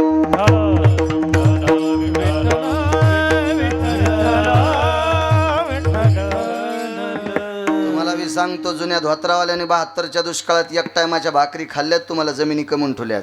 जरा लाजा वाटू देत जा. हे टिकलेवाले होत, लुगड्यावाल्या सास आहे ना, थिगळाचे लुगडे घातले आणि तुम्हाला जमिनी कमवून ठेवल्यात. जरा नरम भाकरी देत जा, त्याला लाज वाटू देत जा, नाही तर अंगावर भिताड पडन, घरासगट फुकून द्यावं लागन तुला. सासू सासऱ्याची सेवा करी जाय, लाज वाटायला पाहिजे. 72च्या दुष्काळात जर म्हाताऱ्यानं जमीन इकून म्हातारी गोवायला नेली असती तर, 72च्या दुष्काळात जर म्हाताऱ्यानं सगळी जमीन फुकून जर म्हातारी गोवायला नेली असती तर तुम्हाला गटार उपसायची वेळ आली असती. जरा म्हाताऱ्याची इज्जत करा. विठाला विठाला.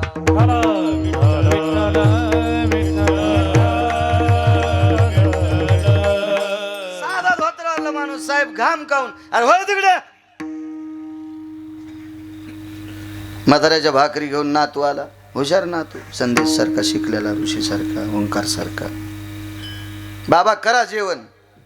म्हाताऱ्याचं मनच लागेना. एवढाले साहेब लोक गाडीत आलेले आणि त्याला घाम आलाय. पोरग म्हणलं बाबा कुठे या साहेबाच्या नादी लागता, हे पियातडी येते. अरे पण आपल्या रानाच्या जवळ रोड आहे, त्यानं काहीतरी केलंय काम, कशामुळं नाराज आहेत काही कळच नाही. पोरग तिकडं पाणी लावायला गेलं, नातू तोरक म्हातारं बिना भाकरीचं तिकडे गेलं, भाकर बांधली जांभळीला. साहेब काही म्हणा राव, अडचण सांगा. आओ मामा वायर वावायचं विसरलो, वायर. आणि ते म्हणले वायर वावायच्या आधी पाईप कशी गाडी वा तुम्ही? तेच नाही ना कळालं. आता अधिकारी आले तर आमची नोकरी जाती आणि डबल काम करायला बजेट संपलंय. गेलं जेशी बोल निघून. पण म्हातारं लय हुशार, ते म्हणला वायर जर वावायचं असेल तर माझ्या संग उसात चला. माझ्या संग उसात चला. आणि उसात काय करायचं? ज्याच्यात पाणी सोडले त्याच्यातला उंदीर धरला खापक्या. उंदीर धरला आणि आखाड्यावर जाऊन सुतळीचे तोडे आणले 10-15. तोड्याला तोडे बांधले आणि एक तोडा उंदराच्या पायाला बांधला, निकून उंदीर घातला. जाय बाबा बब्या पलीकडं. आणि उंदीर तिकडं निघल्या, उंदराचे पाय सोडून घेतले, उंदीर उसात सोडून दिला आणि सुतळीला वायर बांधून भरून घेतलो. हे शिकलेले म्हणले अरे बाप रे म्हातारं, अवघडच काम झालं होय. लय शिकले म्हणजे लय शहाणे असते तुझे. हा, शिक्षण फक्त ईदभर खळगी भरायची पोटाची साधन आहे महाराज. बुद्धीचं शिक्षण, आचरणातलं शिक्षण, ह्या विश्वासी ताडण करण्याची ताकद आहे. कारण पूर्वीच्या काळातली माणसं कमी शिकलेली होती म्हणजे काय नालायक थोडी होती. 5-5 भाऊ एकत्रित राहून सगळ्या नातवा पंतांचं लग्न होऊस तरी एकत्रित राहत होते. हे कमी शिक्षणाचा प्रभाव होता. आता तर काय लय शिकलेली, 2च तोंडन खिचडीन बोंड. दुसऱ्याला काहीच नाही, 2च तोंडन खिचडीन बोंड. वा रे वा, निब्बर ढग तापलेली सळई तू ह्याची बिल टोचीन. सासऱ्याला कधी खिचडीन बोंड दिनं बबे? असं नाही महाराज. लाज वाटायला पाहिजे अधिकाऱ्याला. निदान काहीतरी म्हणायला पाहिजे होतं, मामा तुमच्यामुळं आमचं जमलं. बेटे मस्त लगे हातपाय झटकिले की गाडीत बसले. नातू म्हणला बाबा काय लय हरामखोर निघले रे ते. अरे मी त्याचं एवढं काम केलं मला त्याने जे हरी नाही घातला. बाबा काय करायचं, नुसती गाडी पुढे जाऊ दे ना. पुढे गेल्या वायर उपसून घेत. मला सांगा 124 यज्ञ करून अमृत शुद्ध होत नाही, 124 यज्ञ करून अमृत शुद्ध होत नाही. 2 मिनिटात माझ्या चोखोबाराने अमृत शुद्ध केलं. लाज वाटायला पाहिजे होती इंद्राला. महाराज अमृत शुद्ध झाल्यावर काय होते? अमर आहे ही जीवविती. स्वर्गातले अमर ते भाकरी पोळी भाजी पोळी खात नाही, ते अमृत पेतात. आणि हे अमृत 5 प्रकारचं खराब झालतं महाराज. काय काय बेचैन झाल त्या सर्व देवता. यक्ष, किन्नर, गंधर्व, चारण, विद्याधर, लोकपाळ, दिक्पाळ, चारुहास, परमहंस, या सगळी लोक इतके देव बेजार, इतके देव बेजार. एकट्या चोखोबाराने सगळ्याची बेजारी दुरुस्त केली. काय कृपा आहे महाराज, काय काय उपकार आहेत महाराज. हे संतांनी केलेलं गरज देवाच्या डोक्यावर. म्हणून मालक पहिल्या कडव्यात म्हणतात, ब्रह्मांडाचा धनी, ब्रह्मांडाचा धनी, ब्रह्मांडाचा धनी, ब्रह्मांडाचा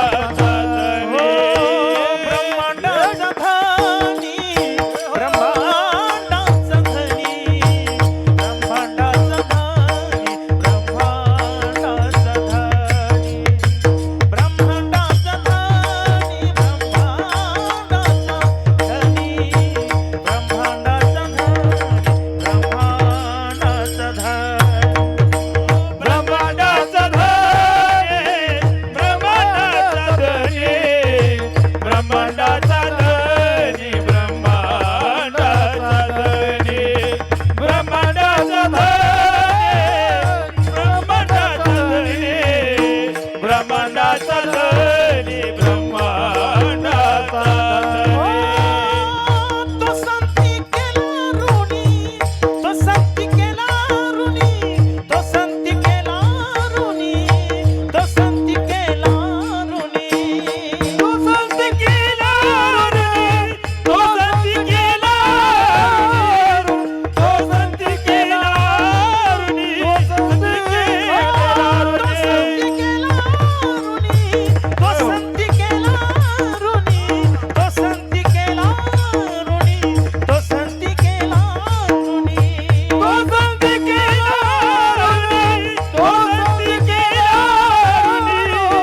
तो संत केला ऋणी, तो संत केला ऋणी, तो संत केला ऋणी. मनोनी नाचे मागे मागे, मनोनी नाचे मागे मागे, मनोनी नाचे मागे मागे, मनोनी नाचे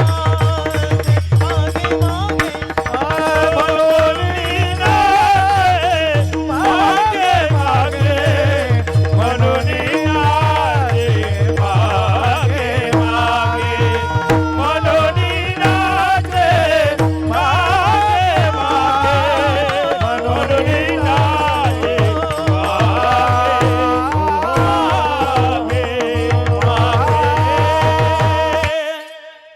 काय ताकद आहे महाराज. हा पुरुषार्थ आहे संतांचा, हे कर्ज आहे. भारतीय युद्ध सुरू झालं द्वापार युगातलं, फार मोठं युद्ध. 2 पुरावे ऐका, पूर्णविराम करू. घड्याळ पाहू नका, कमी करत नाही. मापात पाप नकोय.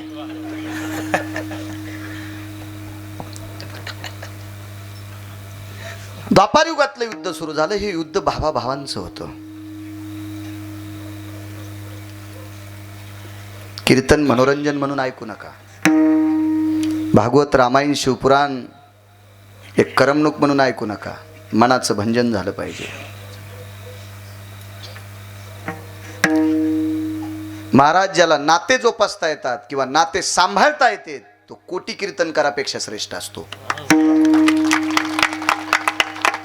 ज्याला नात्यातलं अंतकरण करत नाही तो जगात जरी प्रसिद्ध कीर्तनकार असेल तरी तो हरामखोर आहे. तो लोकमान्य असेल, तो संतमान्य आणि देवमान्य नसेल. त्याला नातं कळणं गरजेचं आहे. नातं कळावं, नातं कळावं. भावाभावांचं युद्ध आहे. पण एक भाऊ आध्यात्मिक क्षेत्रातले नीतिसंपन्न येतं आणि एक भाऊ वैचारिक पातळी घसरलेले येतं. त्या भावांना कौरव म्हणतात आणि सात्विक भावांना पांडव म्हणतात. पांडव भजन करत होते, मी सांगतो म्हणून नाही. पाहती पांडव अखंड वनवास, पाहती पांडव अखंड वनवास, पाहती पांडव अखंड वनवास, पाहती पांडव अखंड वनवास, देवासे आठवे, परिचा दिवासे आठवे, परिचा दिवासे आठवे. वनवासात भजन करत होते.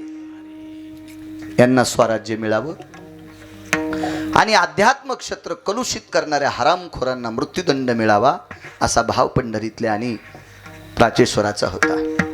कौरव मूर्ख होते. महाराज साधू कोणाला म्हणायचं माहिती आहे? ज्याची नीतिमत्ता काबू आहे त्याला साधू म्हणायचं. सोपी व्याख्या सांगतो. आपली बायको सोडून जगातल्या प्रत्येक स्त्रीला जो माय म्हणतो का तो 1 नंबरचा महाराज आहे. त्याला नका कीर्तन करता येऊ द्या, त्याला नाही भजन करता येऊ द्या, त्याला नाही गाता येऊ द्या, त्याला नाही पक्वाद वाजवता येऊ द्या. पण नीतिमत्ता ज्याची काबू आहे का तो जगातला 1 नंबरचा साधू आहे. कौरवाची नीतिमातीत गेलती बुवा. संसारातलं सर्वात मोठं एक सूत्र सांगायचे गुरुवर्य माधव महाराज मगर. एक सूत्र सांगायचे संसारातलं. मोठ्या भावाला लहान्या भावाची बायको लेकी समान असावा. मोठ्या भावाला लहान्या भावाची बायको लेकी समान असावा आणि लहान्याला मोठ्याची बायको आई समान असतोय. आणि आपण सगळं या पांडवांसाठी करायलो. अर्जुन जर मृत्यू पावला तर बाकीचे चारी भाऊ जगतच नाहीत. ते इतकी निष्ठा होती एकमेकाची भावावर. आणि आपण आतापर्यंत घरावर तुळशीपत्र ठेवलंय. द्वारकेचा राणा पांडवा घरी मी स्वतःची लेकर 56 कोटी यादव मैरेक नावाची दारू पिऊन मेलेत. मी हे सगळं करतो ह्या पांडवासाठी. हा अर्जुन जर मरत असेल तर मग करायचं काय. तेवढ्या अवकाशात एका महाराजाकडे पाहिलं आणि त्या महाराजानं काहीच बोललं नाही. ते महाराज काळजी करू नका मी आहे. युद्ध अर्जुन जिंकलेले आहेत. अर्जुन युद्ध जिंकले. महाराज पंढरपुरातल्या मालकांनी पांडवांचं कर्ज फेडण्यासाठी खूप चुका केल्या. कर्ज फेडण्यासाठी. कारण अर्जुन झोपी गेल्याच्या नंतर त्याच्या अंगावरची रोम कृष्ण कृष्ण म्हणत होते. रोम पार्था निद्रा भय जायते नाम. अर्जुन ज्या वेळेला झोपी गेले त्यावेळेला अर्जुनाच्या अंगावरचे रोम कृष्णाय स्थितम द्वैपायनाम. देवाचं भजन करायचे. जाऊ द्या, अर्जुनाच्या अंगावर रोम असताना भजन करत होते. खाली तुटून पडे की करीत नव्हते. द्रौपदी अर्जुनापेक्षाही श्रेष्ठ. महाराज द्रौपदीनं डोकी चिरल्याच्या नंतर खाली पडलेले केस कृष्ण कृष्ण म्हणत होते. ती जागा कृष्णमय होत होती. काय पुरुषार्थ असेल महाराज द्रौपदीच्या जीवनातला. आपण आरशापाशी डोकं विचारले की पिठल्यात 2-4, चपातीत 7-8. हो, तळलेल्या पुरीत पण वरून पुरी तळली पण ते केस जशाल तसा पुरीत तुटन. वा वा काय बाई मला वाटते भोगुण्यातच इतरी ती का काय नाही.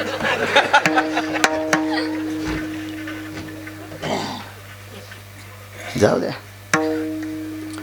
घ्या आदर्श द्रौपदीचा. तुमच्यातली द्रौपदी आहे. कधी माहीत झालं द्रौपदीचे केस कृष्ण म्हणतात माहिती आहे. विराट राजाच्या घरी पांडव नष्टचर्या म्हणजे सेवक. या दिवशी पंढरपुरातल्या मालकानं द्रौपदीला सांगितलं, ताई तू केस शिंचरायची जागा एक स्वतंत्र ठेव. त्या ठिकाणी शेणाच्या गोळ्यानं केस थापटून घेत जाय.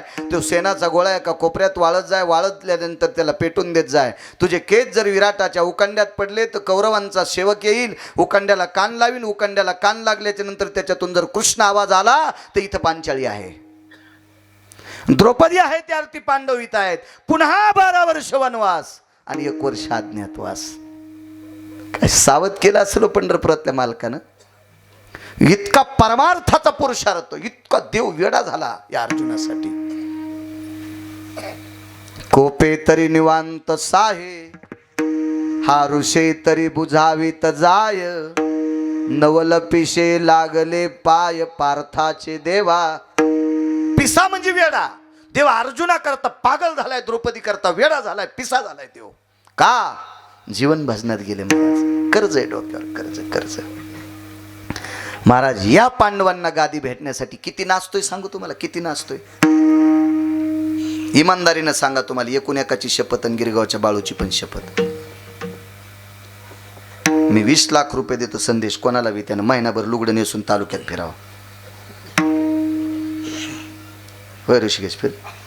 अरे ओंकार, 20 लाख सोपी गोष्ट आहे. अरे लुगडं नेसून फिरता ना तुम्ही. अरे 20 लाख म्हणालो येडे होत.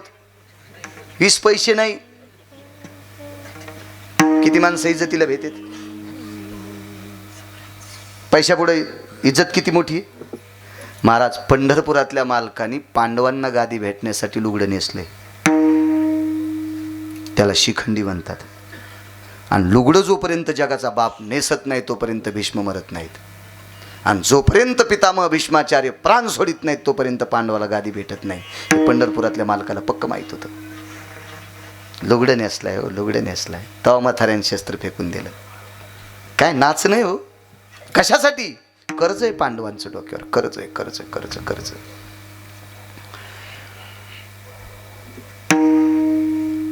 पांडवांचा जय झाला. अर्जुनाचं अंतकरण रथात नाचत होतं. मी विजयी झालो, मी विजयी झालो, मी विजयी झालो, मी विजयी झालो. भगवान सांगतात अर्जुना रथाच्या खाली उतरा. 18वा दिवस आहे. युद्ध 18 दिवस चाललं. नवदोनी दिवसात वधिले कौरव, पार्था प्रति गीता सांगे माधव. नवदोनी दिवसात वधिले कौरव, जय देव जय श्री पांडवा. धर्म भीम अर्जुन नकुल सहदेवा, नकुल सहदेवा. 18 दिवस शुद्ध चाललं.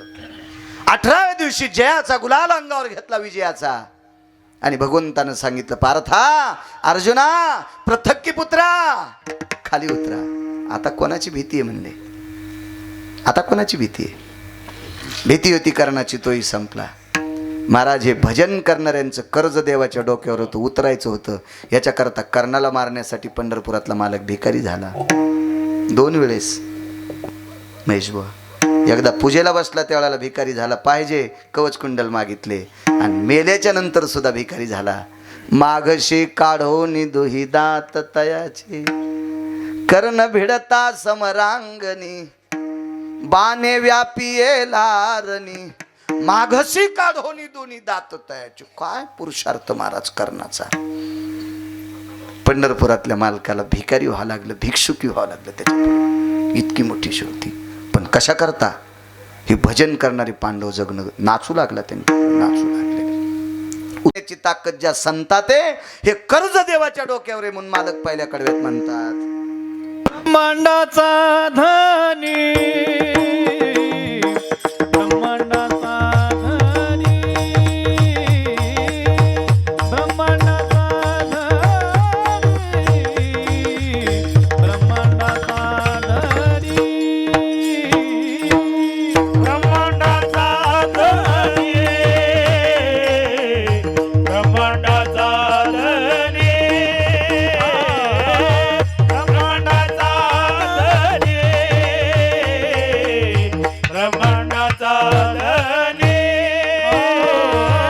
ब्रह्मांडाचा धनी तो संती केला ऋणी, ब्रह्मांडाचा धनी तो संती केला ऋणी. म्हणून नाचे मागे मागे, म्हणून नाचे मागे मागे, म्हणून नाचे मागे मागे, म्हणून नाचे मागे मागे. ब्रह्मांडाचा धनी तो केला गेला ऋणी, ब्रह्मांडाचा धनी तो संती केला ऋणी. म्हणून नाचे मागे मागे, म्हणून नाचे मागे मागे, म्हणून नाचे मागे मागे. प्रकरण माझ्यासारख्या येडपड गिरगावच्या बाळूला माहिती आहे. विद्वान महाराजांना तर किती माहीत असेल. येडपड बाळूला इतकं रोज 2 घंटे कीर्तन ऐका, महिना 1.5 महिना, तरी संतांचं काय कर्ज आहे देवावरच आहे. तुमचा आशीर्वाद आहे बरं. मी घोंगडीच्या बाजूला गेलं की माझ्यात आणि येड्या बाळ्यात काही फरक नाही. इथं उभं राहिलं की सरस्वती मातेची कृपा होती, सांगता येते. महाराज हे कर्ज आहे, पण हे फेडण्यासाठी त्यांच्या इथं नाचतोय. 36 वर्ष नाथांच्या घरचं भजनाचं कर्ज फेडण्यासाठी लुगडे धुतले गिरिजा काकींचे. श्रीखंड्या चंदन उगाळोणी गाणी, श्रीखंड्या चंदन उगाळोणी गाणी, श्रीखंड्या चंदन उगाळोणी गाणी, श्रीखंड्या चंदन उगाळोणी गाणी, श्रीखंड्या चंदन उगाळोणी गाणी, श्रीखंड्या चंदन उगाळोणी गाणी, श्रीखंड्या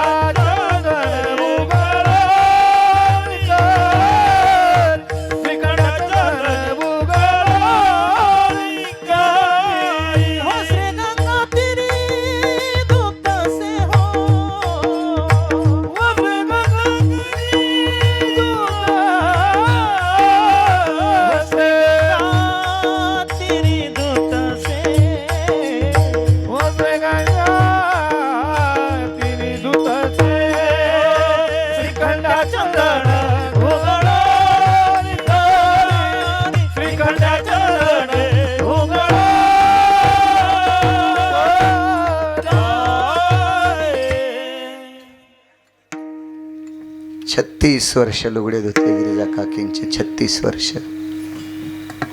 36 वर्ष. कर्ज काय असतं माहिती आहे का? जी माणसं अनाथावर सेवा करतात, गरिबांची सेवा करतात, त्यांच्या कर्तव्याच्या कर्जानं देवाची मान वाकते.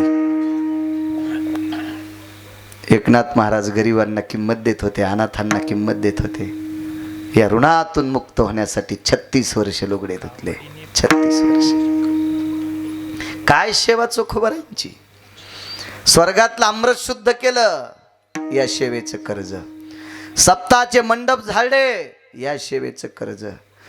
महाराष्ट्रातल्या, भारत देशातल्या मुलींच्या लग्नातल्या स्वयंपाकासाठी सरपण फोड.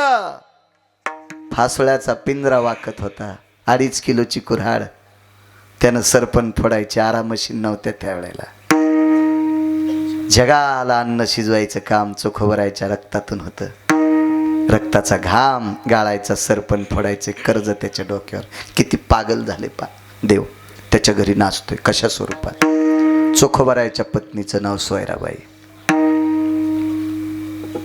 पोटामध्ये गर्भ होता. सासू वारलेली आहे, आई वारलेली आहे, एकट्याच घरी. चोखोबाराय, सोयराबाई आणि चोखोबारायांच्या वडिलाचं नाव होतं रानोबा नावाची वारकरी.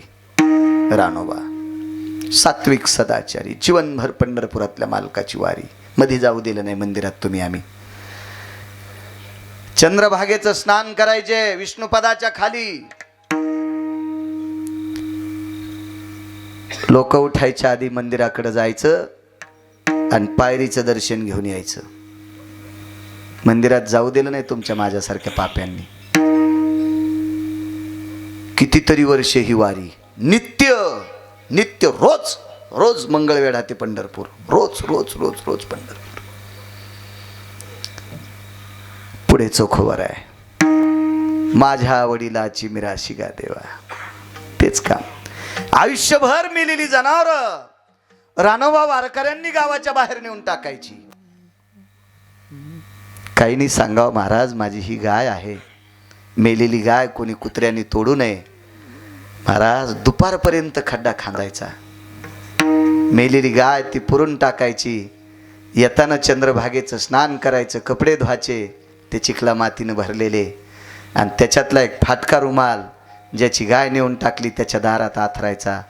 तर 1-2 घंट्याला त्याच्या बायकोला लाज वाटायची, तेव्हा एक शिळी भाकर त्या पदरात टाकायची आणि 4-5 दिवसाचं पुंगड झालेलं ताक गाडग्यात वतायची. हेच खाद्य खाल्लं चोखोबारायने. इतकी परिस्थिती नाजूक, गरीबी. म्हणून मी नेहमी सांगत असतो तरुणांना, हरामखोरायचे बुट उचलण्यापेक्षा काम करा, 2 पैसे घरात न्या. हरामखोरायचे बुट उचण्यापेक्षा, नालायकाचे बुट चाटण्यापेक्षा तुम्ही काम करा, 2 पैसे उशाला घेऊन झोपा. अडचणीत तुम्हाला पैसे कामी येतील. अर्थ नावाचा पुरुषार्थ आहे. मी नेहमी सांगत असतो, बाईची साडी फाटली तर तिच्या मायबापाची इज्जत जात नाही, तिच्या सासू सासऱ्याची जात नाही, तिने ज्याच्यासोबत लग्न केले त्या नवऱ्याची इज्जत जाती. तुका म्हणे नग्न भाजन परिते लाज स्वामीशी. राजे हो तरुणांनो, आपल्या पत्नीच्या अंगावरचं वस्त्र फाटून आपली इज्जत जाऊ नये याच्याकरता तिला चांगलं वस्त्र घेण्यापुरते पैसे कमवत जा. त्याच्याकरता काम करावं लागेल, रिकामं बसायचं नाही. आळशी माणूस हा देशासाठी घातक असतो, प्रांतासाठी घातक असतो. पैसे कमवा, रिकामं फिरू नका. मायबापानं कमवलेली वाढदिवसात इकडे तिकडे खर्चू नका. आयत्या पिठावर रेगा ओढू नका. खताच्या ढेगल्यावरचं झाड हे लवकर मोठं होतंय पण पटकन वाळतंय, हे बी लक्षात ठेवा. त्याच्यामुळं दुसऱ्याच्या सावलीत जगण्यापेक्षा आपली सावली कोणाला तरी भेटन असं काम करा. एक सांगू का तुम्हाला, झाडाखालचं झाड 1 महिनाभर पाऊस नाही पडला तरी वाळत नाही, पण झाडाखालच्या कापसाला बोंडच लागत नाही. कोणती खतं घाला ना, तुमच्या वैदिक कंपनीची घाला, पण ऊन नाही लागलं ना, सोयाबीनला शेंग नाही, ऊसाचं टिपरू वाढत नाही. त्यासाठी उन्हाचा प्रकाश लागेल का नाही? त्याला प्रकाश लागेल, त्याचं स्वतःचं अस्तित्व पाहिजे. लिंबाच्या लिंबुळ्या लिंबाखाली पडत्याच संदेश ऋषिकेश. त्या उगत्यात पण जर उपटून दुसरीकडे लावल्या तरच त्याचा लिंब तयार होतोय. नाही तर त्याचं लिंबाचं झाड तयार होत नाही. ते तसंच वाढत आणि पुन्हा मरून जातं. स्वतःच्या अस्तित्वानं माणूस मोठा होत असतो आणि स्वतःच्या अस्तित्वानं मोठा झालेला तो कायमस्वरूपी टिकत असतो. हो, झाडाखालचं झाड होऊ नका म्हणजे एखाद्याच्या हाताखालचं होऊ नका. हा, मोठं झाड बारक्या झाडाला मोठंच होऊ देत नाही. मोठं झाड बारक्या झाडाला मोठंच होऊ देत नाही. म्हणून हरामखोर झाडाच्या खाली बारक्यानं बुटं उचलायचीच नाही. आपलं आपलं अस्तित्व बांधावणी निर्माण करा. कमवा 2 पैसे राजू, कमवा कमवा, मोठे व्हा. ते म्हणले आम्हाला एक महाराज म्हणले मेल्यावर का पैसे संग न्यायचे का रे? त्याच्या गाद्या आहेत पैशाच्या, त्याच्या गाद्या रोवाच्या नाहीत, त्याच्या बंडलाच्या गाद्या आहेत. आणि काय करता त्या भंगिऱ्याचं? दुपारी भूक लागल्यावर कुठं जाता? संन्यासी जरी असेल तर काय खाईन दुपारी? ब्रह्मचारी असेल काय खाईन दुपारी? काय खातील तुमची लेकरं दुपारी? काम करायला अर्थ नावाचा पुरुषार्थ काम करत राहा. गरिबी माझ्या चोखवर राहायची. लोकांची सरपण फोडली. लग्न झालं, स्वैरा नावाची पत्नी प्राप्त झाली. एक सांगू का माझं एक सहज वाक्य. ज्याच्या जीवनात बायको सात्विक आहे का, त्याला ऊस तोडायची वेळ आली तरी त्यानं म्हणायचं मी स्वर्गात आहे. आणि ज्याला बायको कर्कश भेटली का, 5 कोटीच्या बंगल्यात असलं तरी त्यानं म्हणायचं मी मसन वाट्यात आहे. कर्कशे संगती दुःख उदंड फजिती. महाराज जगूच देत नाहीत कर्कशा. ठाण ठाण ठाण ठाण ठाण ठाण ठाण ठाण वायर तुटतच नाहीत त्याची. हो, इतक्या कर्कश. सात्विक पत्नी भेटली स्वैराबाई. एके दिवशी मालकाला सांगितलं, मालक माझी नणंद तुमची बहीण बुलढाणा जिल्ह्यामध्ये मेहुणा राजा नावाचं गाव आहे, आपण मंगळवेढ्याला राहतो. माझ्या बाळंतपणा करता, माझ्या प्रसूती करता, तुम्हाला कळेल हा शब्द सांगतो, डिलिव्हरी करता माझ्या वंशला घेऊन या, माझ्या ननंदीला घेऊन या. आणि चोखोबर आहे मंगळवेढ्यातून बुलढाणा जिल्ह्याकडे निघाले विदर्भामध्ये. महाराज भजनानंदी महात्मा एवढ्या दिवसात बहिणीला जाऊन आणावा. निरोप पोचल्यानंतर बहीण श्रीमंत होती. 400-450 एकर जमीन त्या काळात मेहुणा राजाला. आज तिथल्या तलावाला चोखा सागर म्हणून नाव आहे. जसा आपण पैठणच्याला नाथ सागर म्हणतो, ते चोखा सागर आहे. फार मोठा प्रस्थ. चोखोबरायच्या मेहुण्याच्या बैलगाडीला सोन्याच्या शिवळा होत्या. असं सांगितलं. युगजून म्हणले कस काय बोलत आहेत? अरे हो दिन संतांचं मोठे पण संतांचे महाराज भंगिऱ्याला कशाला चोंभाळायचं? हराम खोरायला कशाला चोंभाळायचं? संतांना मोठं म्हणा. अतिशोक्ती अलंकार संतांसाठी वापरा. आणि ते खरोखरच श्रीमंत होते महाराज. हो, चोखोबरायच्या मेहुण्याकडं कायम 20-25 गायी जाणलेल्या. 20-25. भिकारी जरी गेला तर लोटकभर दूध पिऊन जात होता. तांबे नव्हते, लोटके होते मातीचे. भिकारी जरी दारात आला तर चोखोबरायची बहीण निर्मळा, तिचं नावही निर्मळा होतं आणि वागतही निर्मळ. आपलं नाव निर्मळा, साऱ्या घराला बुरा आला. भिकाऱ्याला सुद्धा दूध पाजल्याशिवाय जाऊ देत नव्हती. काय श्रीमंती होती महाराज, काय वैभव होतं, काय अवदार्य होतं. पण चोखोबराय बहिणीला आणायला गेले. रस्त्यात सप्ताहामध्ये थांबल्या गेले. इकडे प्रसूतीच्या वेदना सुरू झाल्या. म्हणून नाचे मागे मागे. एवढाच पुरावा आहे का? काय नाचतोय महाराज जगाचा बाप. प्रसूतीच्या वेदना सुरू झाल्या. कंठापर्यंत वेदना सुरू झाल्या. बाळाला जन्म द्यायचा आहे, पोट दुखत आहे. चोखोबरायच्या घरामध्ये एक लाकूड होतं. त्या लाकडावर वस्त्र टाकलेलं होतं. त्याच्यावर एक बुक्का होता आणि तुळशीची मंजूळ लोट टाकायची. पांडुरंगाचं अधिष्ठान म्हणून त्याला नमस्कार करायचे. मंदिरात जाऊच देत नव्हतं कोणी. चोखोबरायच्या पत्नी पोटावर हात ठेवून प्रसूतीच्या वेदना सुरू येता जवळ गेल्या. तिथला बुक्का कपाळाला लावला. बुक्क्याचं भरकं बोट पोटाला लावलं. देवा, आई गेली रे देवा. देवा, माझ्या सासूबाई गेल्या रे देवा. देवा, माझं बाळांत पण कोण करीन रे देवा आता. देवा, कोण या बाळाला नाऊ घालीन रे. देवा, या बाळाचा नाळ कोण तोडीन रे. देवा, कोण मला सावरीन रे देवा, कोण सावरीन. त्या लाकडाच्या ओळख्याकडे पाहिलेल्या तुळशीच्या मंजुळाकडे बघत बघत बघत बघत कंठ दाटून आला. वीट हल्ली मंदिरातली वीट. आणि विटेवरच्या मालकाच्या लक्षात आलं आपल्याला जावं लागतंय.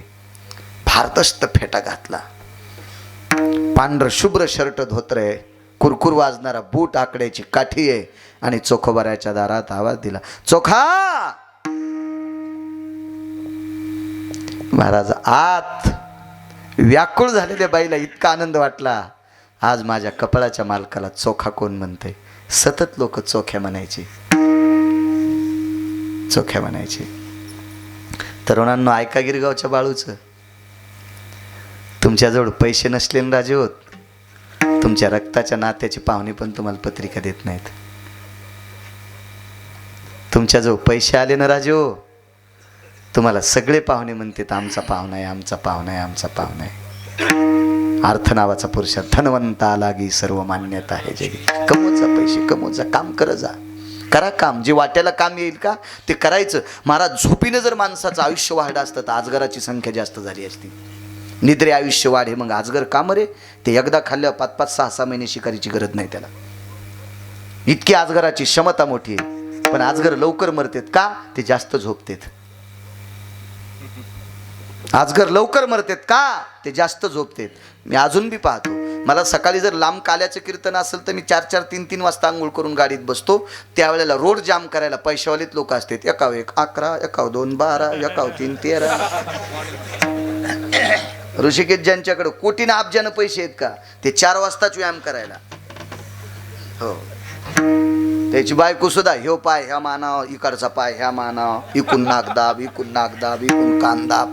काळ्या मातीत मरणा गेला, अंगावून ऊसाचं ट्रॅक्टर, रोड जाम केला. कोणी झोपा नाहीत त्याला, म्हणून लक्ष्मी त्याला माळ घालती. उद्योगोमवर धनते लक्ष्मी.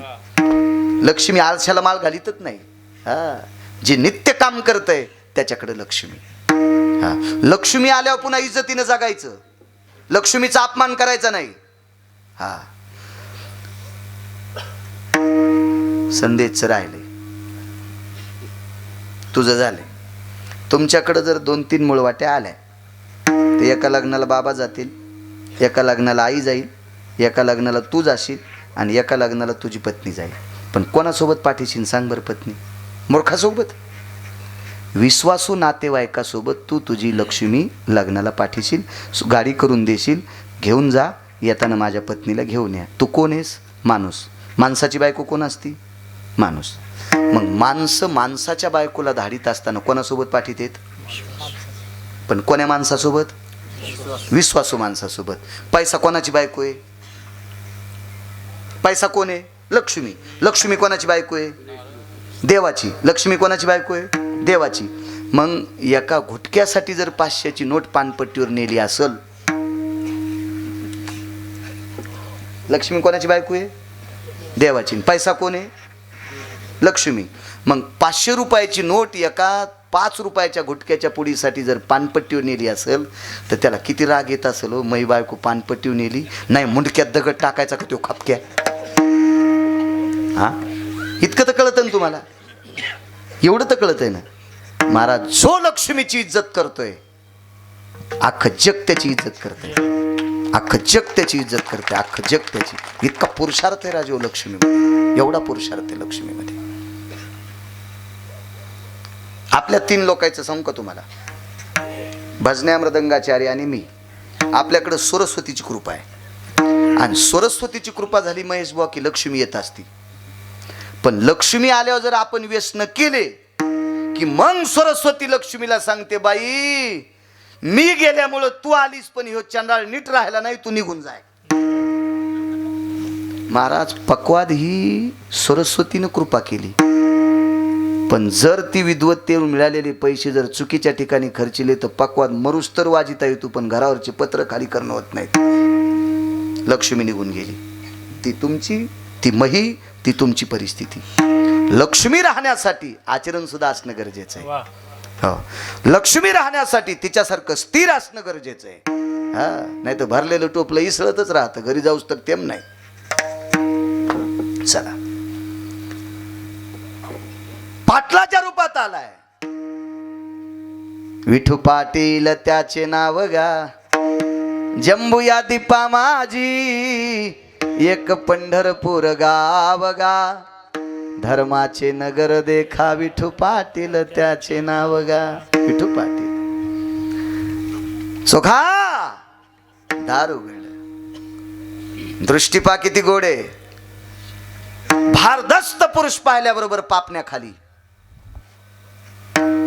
मालक मालक धनी गावाला गेलेत समोर आलेल्या श्रीमंत माणसाला मालक आणि कपाळाच्या मालकाला धनी धनी म्हणणारी बाई आहे का इथं नवरेल तिच्या चपलाचं मंदिर बांधे तुम्ही नाही म्हणा वाटत वेल्डिंग झाली तुमच्या जीवेल नाही म्हणा वाटतं तुम्हाला नवऱ्याला नाही म्हणायचं तुम्ही आदर करणारच नाहीत ना तुम्ही महाराजाच्या पाया पडता काय भेटतं तुम्हाला एका बाईनं महाराजाच्या बळच पोरग पाया पडिलं ते पोरग इतकं दोलिंदोर ते पडलं पण महाराजाचे पाय बोच करले अच्छा रक्तच काढ पण बाई लय हुशार होती महाराज लय तापडणं बाईनं 1,500च गार केला पोरानं पायाचं रक्त काढ्या 500-500च्या 3 नोटा पायापाशी ठेवून दिल्या महाराजांनी दुसरा पाय पोराकडे केला ते म्हणलं ह्या पायाला बोर खंड की पुन्हा 1,500 भेटते म्हणजे बाई काय हुशार 1,500त महाराज गार इतकं पोरग दलिंदर मी नंतर त्या बाईला म्हणलं बाई इतकं पोरग तुमचं खडगुळे महाराजाचं रक्त काढन कशाला पाय महाराज याचं डोकं खराब आहे म्हणूनच महाराजाच्या पाया पडायला नेलतं आणि महाराजाच्या पाया कशाला त्या महाराजाच्या पाया पड्या पोराचं डोकं चांगलं होतंय 20 वर्ष झालं त्याच महाराजाच्या पोराला डोक्याच्या गोळ्या चालू आहेत मग ज्या महाराजाच्या पाया पडायला पोरग नेलंय त्याच महाराजाच्या पोराला 20 वर्ष झालं मेंदूच्या गोळ्या येतात त्याला त्याचं पोरग नीट करता येत नाही तुमचं पोरग नीट करायला तुमच्या गोळ्या संपल्यात याच्याकरता घरच्यांच्या पाया पडा याच्याकरता आजोबाजीच्या पाया पडा याच्याकरता मायबापाच्या पाया पडा याच्याकरता नवऱ्याच्या पाया पडा सती निघू नका कुठं बी आई वडिलाच्या दर्शनात जो लाभ आहे का तो देवाच्या दर्शनात पण नाही आपल्या नवऱ्याच्या दर्शनात जो लाभ आहे का तो प्राचीश्वराच्या सुद्धा दर्शनात नाही तिची देवावरी सत्ता सगळ्यात मोठी ताकद कोणती असेल तर आपल्या पतीच्या दर्शनात आहे. चला पुढे धनी बाहेर गेलेत मला देवाने विचार केला हाक मारतीन आल्या होतं नवरा बाहेर गेला म्हणती आता रूप बदललं आता टोपी घातली भारदस्त कपडे गिपडे पायातला बूट बदलला कलर बदलला बुटाची काही साईज बदलली असेल पहिला वेगळा होता तर वेगळा घातला चेहरा तेच चोखोबार आहे आता चोखा नाही चोखोबार आहे महाराज हृदयच पाझरलं आयुष्यात चोखोबार आहे शब्द कधी ऐकला नाही कोण आहे आता चलता येत नव्हतं रांगत रांगत इतक्या वेदना सुरू झाल्या बाळाला जन्म द्यायचा आहे एवढं पोट दुखतंय दार लोटलं मान खाली गेली मालक धनी बाहेर गेलेत असं 2-3 वेळेस झालं पाठीमागं बोरीचं झाड होतं त्या झाडाला हात लावला देवाने विचार केला हाक मला मारते आणि मी आल्याच्या नंतर मालक बाहेर गेले म्हणते मग देवाच्या लक्षात आलं माझी गरज आहे पण पुरुषाच्या रूपात नाही माझी कोणाच्या रूपात गरज आहे स्त्रीच्या रूपात गरज आहे आणि मग विटेवरच्या मालकाने लालबुंद साडी नेसली लुगडं नेसलंय त्या लुगड्याचा पदर कपाळाच्या पुढे 1.5 इंच त्या लुगड्याचा पदर कपाळाच्या पुढे 1.5 इंच मला असं वाटतंय जिला पदरानं डोकं नका झाकी जाऊ मी काही एवढं तुम्हाला असं एवढा त्रास देणार नाही पण पाठ उघडी ठेवली नाही पाहिजे या देशातल्या पवित्र सात्विक सदाचारी पुण्यशील आणि सुंदर स्त्रीने आपली पाठ परपुरुषाला दाखवायची नाही तुम्ही भारतातल्या महिला आहात राज्य राणी व संपत्ती या देशाची संपत्ती आहात तुम्ही हरामखोरानं तुमची पाठ पाहता कामा नाही नका घेऊ डोक्यावर कारण तुम्ही इथे खेळा ठोकलात नाही त्या ती पदर अडकणारच नाही ना पण निदान पाठ तरी उघडी ठोत जाऊ नका तुमच्या चप्पलला प्रणाम करतोय हो द्या कीर्तनाचा काहीतरी फायदा पाठ झाकून घेत जा विटेवरच्या मालकाने डोकं भरून पदर घेतलेला आहे लालबुंद पातळ नेसलेले कपाळाला कुंकू लावलेलं आहे काय सुंदर दिसत असेल आवाज दिला वहिनी उघडा दार चोखोबाची बहीण झाला सारंधर वहिनी उघडा दार हाका वहिनी खरकत खरकत खरकत तिथपर्यंत आल्या दार उघड ताटी लावून घेतली काय रूप असेल त्या बहिणीचं कृपा कटाक्षने आलेले पाहिल्याबरोबर बाळाचा जन्म झाला. महाराज जन्मल्याबरोबर विटेवरच्या मालकानं हातावर घेतलं आणि ते बाळ विटेवरच्या मालकाला पाहत होतं. काय नशिबानं असलो, झाल्या झाल्या त्याला जगाचा बाप पाहायला भेटलाय. आणि पाहिल्या पाहिल्या जीबीचा शेंडा हलू लागला. भरकं होतं, भरकं नेमकंच माईच्या पोटातून आलेलं भरकं होतं, भरकं होतं. जीबीचा शेंडा का हलतंय म्हणून तसंच भरकं तोंड स्वतःच्या कानाला लावलं देवानं. तर त्याचा जीबीचा शेंडा विठ्ठल विठ्ठल म्हणत होता. उपजताची कर्म मेळा, उपजताची कर्म मेळा, उपजताची कर्म मेळा, उपजताची कर्म मेळा.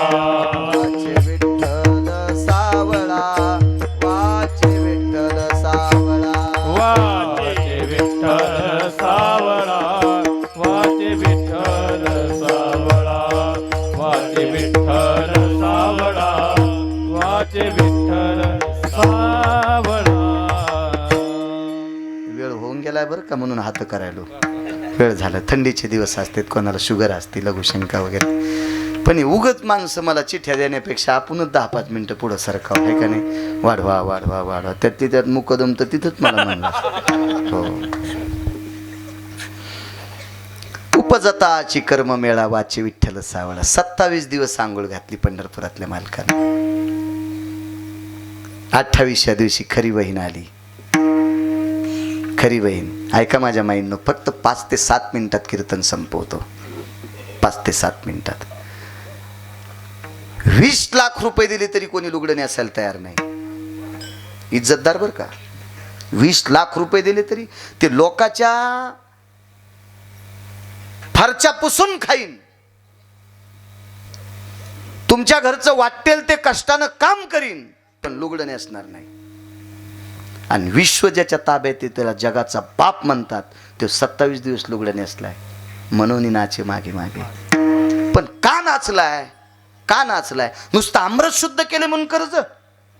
महाराज, जी माणसं संसारातल्या लोकांशी चांगलं वागतात त्याचं सुद्धा कर्ज देवाच्या डोक्यावर आहे. चोखोबारायचे वडील रानोबा वयस्कर होते.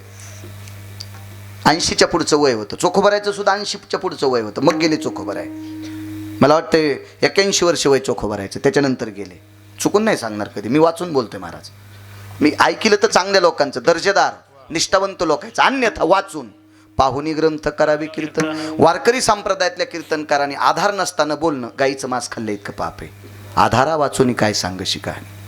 81 वर्षाचं आयुष्य, 80-81 चोखोबारायचं होतं. त्यांचे बाबाही फार जगले. पण एके दिवशी त्यांच्या बाबांना धोत्रात बाथरूम झाली. वय झालं वय. आवाज दिला, चोखा जी. बाळा, शरीराने अपमान केलाय, मला एकदा धुवून आण. उचललं. वय झालेलं होतं, शरीर कृश झालेलं होतं. चोखोबारायची बाथरूम म्हणजे तुमच्या आमच्या बाथरूम सारखी बाथरूम नाही. बोरीच्या झाडाखाली एक दगड होता, त्याच्यावर नेऊन टेकलं. फुटका डेरा होता. वडिलांना त्याच्यावर टेकलं. बाबांना एका हातानं खांदा धरला आणि एका हातानं पाणी घेतलं. पण धुवायचंय काय? कंबर. काय धुवायचंय? कंबर. आता एका हातानं वडिलांचा खांदा धरला आणि एका हातानं पाणी टाकायचंय. धोत्र सोडायचं कोणी? कंबर चोळायचं कोणी? हात तर 2 आहेत ऋषिकेश, संदेश 2 हात आहे. चोळायचं कोणी? महाराज, सासऱ्याच्या पाठीमागून एक बाई आली. रानोबाच्या पाठीमागून एक बाई आली आणि तिने बांगड्या अशा माग दाबल्या. सासऱ्याला गुदा देण्यासाठी नाही, ह्याला माग बांगड्या ताणीतात ना अशा कधी कधी. हो, तिनं अशा बांगड्या पाठीमागं घेतल्या आणि नवऱ्याला सांगितलं, काही बोलू नका, तुम्ही जसं धरलंय तसंच राहा. मी स्वतः धोत्र सोडते आणि मामांजीची कंबर धुते. भरकं धोत्र काढलं, कंबर धुतली. मुलानं पाणी टाकलं बापाच्या कंबरावर आणि सुनानं कंबर धुतली. देव का नाचतोय महाराज? उगं नाचत नाही. कर्ज आहे, कर्ज कर्ज कर्ज. आणि मग दुसरं धोत्र गुंडाळलं. चोखोबारायनं उचललं आणि बाजेवर टेकलं. रानोबा वारकरी म्हणले, चोखा 11 साडे 11 वाजलेत, संध्याकाळचे नाही, दुपारचे. मला 2-2:30 वाजता जायचंय. मी पंढरपुरातल्या मालकाला सांगणारे, ज्या शरीरानं अपमान केलाय ते शरीर आता मला सांभाळायचं नाही, मला इहलोकातली यात्रा सोडायची. पण माझ्या एका प्रश्नाचं उत्तर आहे, माझी कंबर धुतली कोणी? चोखोबारायला वाटलं आपल्या बायकोचं नाव सांगावं तर बाबाला राग येईल, त्याच्यामुळे ते म्हणले मी धुतली. चोखा, वारकऱ्याचा मुलगा आहेस रे, आणि किमान वारकऱ्यांनी खोटं बोलू नये. तू एका हातानं मला धरलंस, एका हातानं तू पाणी टाकलंस, तुला हात दोन येतं, मग कंबर धुतली कोणी? मान खाली घातली. चोखा एक बोलू मी? रागावू नकोस बाळा, दुःख मानू नकोस बाळा. ज्यानं माझी कोणी कंबर धुतली त्याच्या हातातला बांगड्याचा आवाज येत होता, त्या अर्थी ती बाई असावी. महाराज, शरीर जरी म्हातारं झालं तरी मन म्हातारं नव्हतं. काय बुद्धी असेल महाराज. बांगड्याचा आवाज जरी दाबल्या, पण त्या धुता धुता पुढे आल्यात ना त्या, आणि त्या बांगड्याचा आवाज येत होता, त्या अर्थी कोणीतरी एक बाई माझी कंबर धुत होती. आणि लक्षात ठेव चोखा, पुरुषाची कंबर तीनच बायका धुत्यात. नवऱ्याची कंबर बायको धुती, लेकराची कंबर आई धुती, आणि आधा कदा बापावर जर परिस्थिती बिकट आली तर पोरीला बापाची कंबर धुवायचा अधिकार आहे, कारण तो तिच्या पिंडातून जन्मलेला आहे, त्याच्या पिंडातून. मग मुलगी बापाची कंबर धुवू शकते, आई लेकराची कंबर धुवू शकते, बायको नवऱ्याची कंबर बुवा धुवू शकते. पण माझी बायकोही मरण पावली, माझी आई मरण पावली, आणि माझी मुलगी बुलढाणा जिल्ह्यात आहे, इतक्या लवकर येईल कशी? मग धुतली कोणी? बाबा, सोयरानं धुतली, तुमच्या सुनेनं धुतली. बाजेवर पडड्या पडड्या दोन्ही हात डोळ्यावर ठेवले, आणि हुकसाबुकशी मात्र रडत होतो. काय देवा, मला सून दिलीस रे, जिनं सासऱ्याची कंबर धुवावी. काय माझ्या जीवनात सून दिलीस? चोखोबाला सांगितलं, चोखा मला उठून बसव. बाजेवर उठून बशील, आवाज दिला, सोयरा, ए सोयरा, सुनबाई. जी मामांजी, या इकडं. मुलानं धरून बसलेला बाप बाजावर मागं सरकून बसलेला आहे, आणि बाजाचं पाय तरी काम आहे. सून जवळ आल्याच्या नंतर सासऱ्याच्या तोंडातून सून शब्द नाही आला, फक्त बाई. काय वाणीश्री म्हणते, बाई बसती का इथं? महाराज, आयुष्यात सासऱ्याच्या पुढून जाताना पदर पडू दिला नाही. ती सून बाजाव कशी बसल सासऱ्याच्या? सामान्य ताकद आहे ती. सासऱ्याच्या तोंडातून वाक्य पडलं, बाई मी 2 वाजता जाणार आहे, म्हणजे सूर्य मावळायच्या अगोदर मी जाणार आहे. 2 सहज शब्द सांगायलो, मी सूर्य मावळायच्या अगोदर प्रकाश असताना जाणार आहे. तुला मला लवकर जायचंय, मला एवढं उत्तर दे. सुनबाई, हे माझी माय, मला याचं उत्तर दे. सासऱ्याची कंबर धुताना तुला लाज का नाही वाटली? मामांजी, मला मळमळ झालं नाही, चिळस वाटली नाही, घाण वाटली नाही, आणि लाजही वाटली नाही. त्याचं एकमेव कारण, तुमची कंबर धुताना मी तुम्हाला सासरा समजिलच नाही, तुम्हाला बाप समजून तुमची कंबर धुतली. तुमची कंबर धुताना तुम्हाला बाप म्हणून तुमची कंबर धुतली. सासऱ्याने दोन्ही हात सुनेच्या हातात घेतले.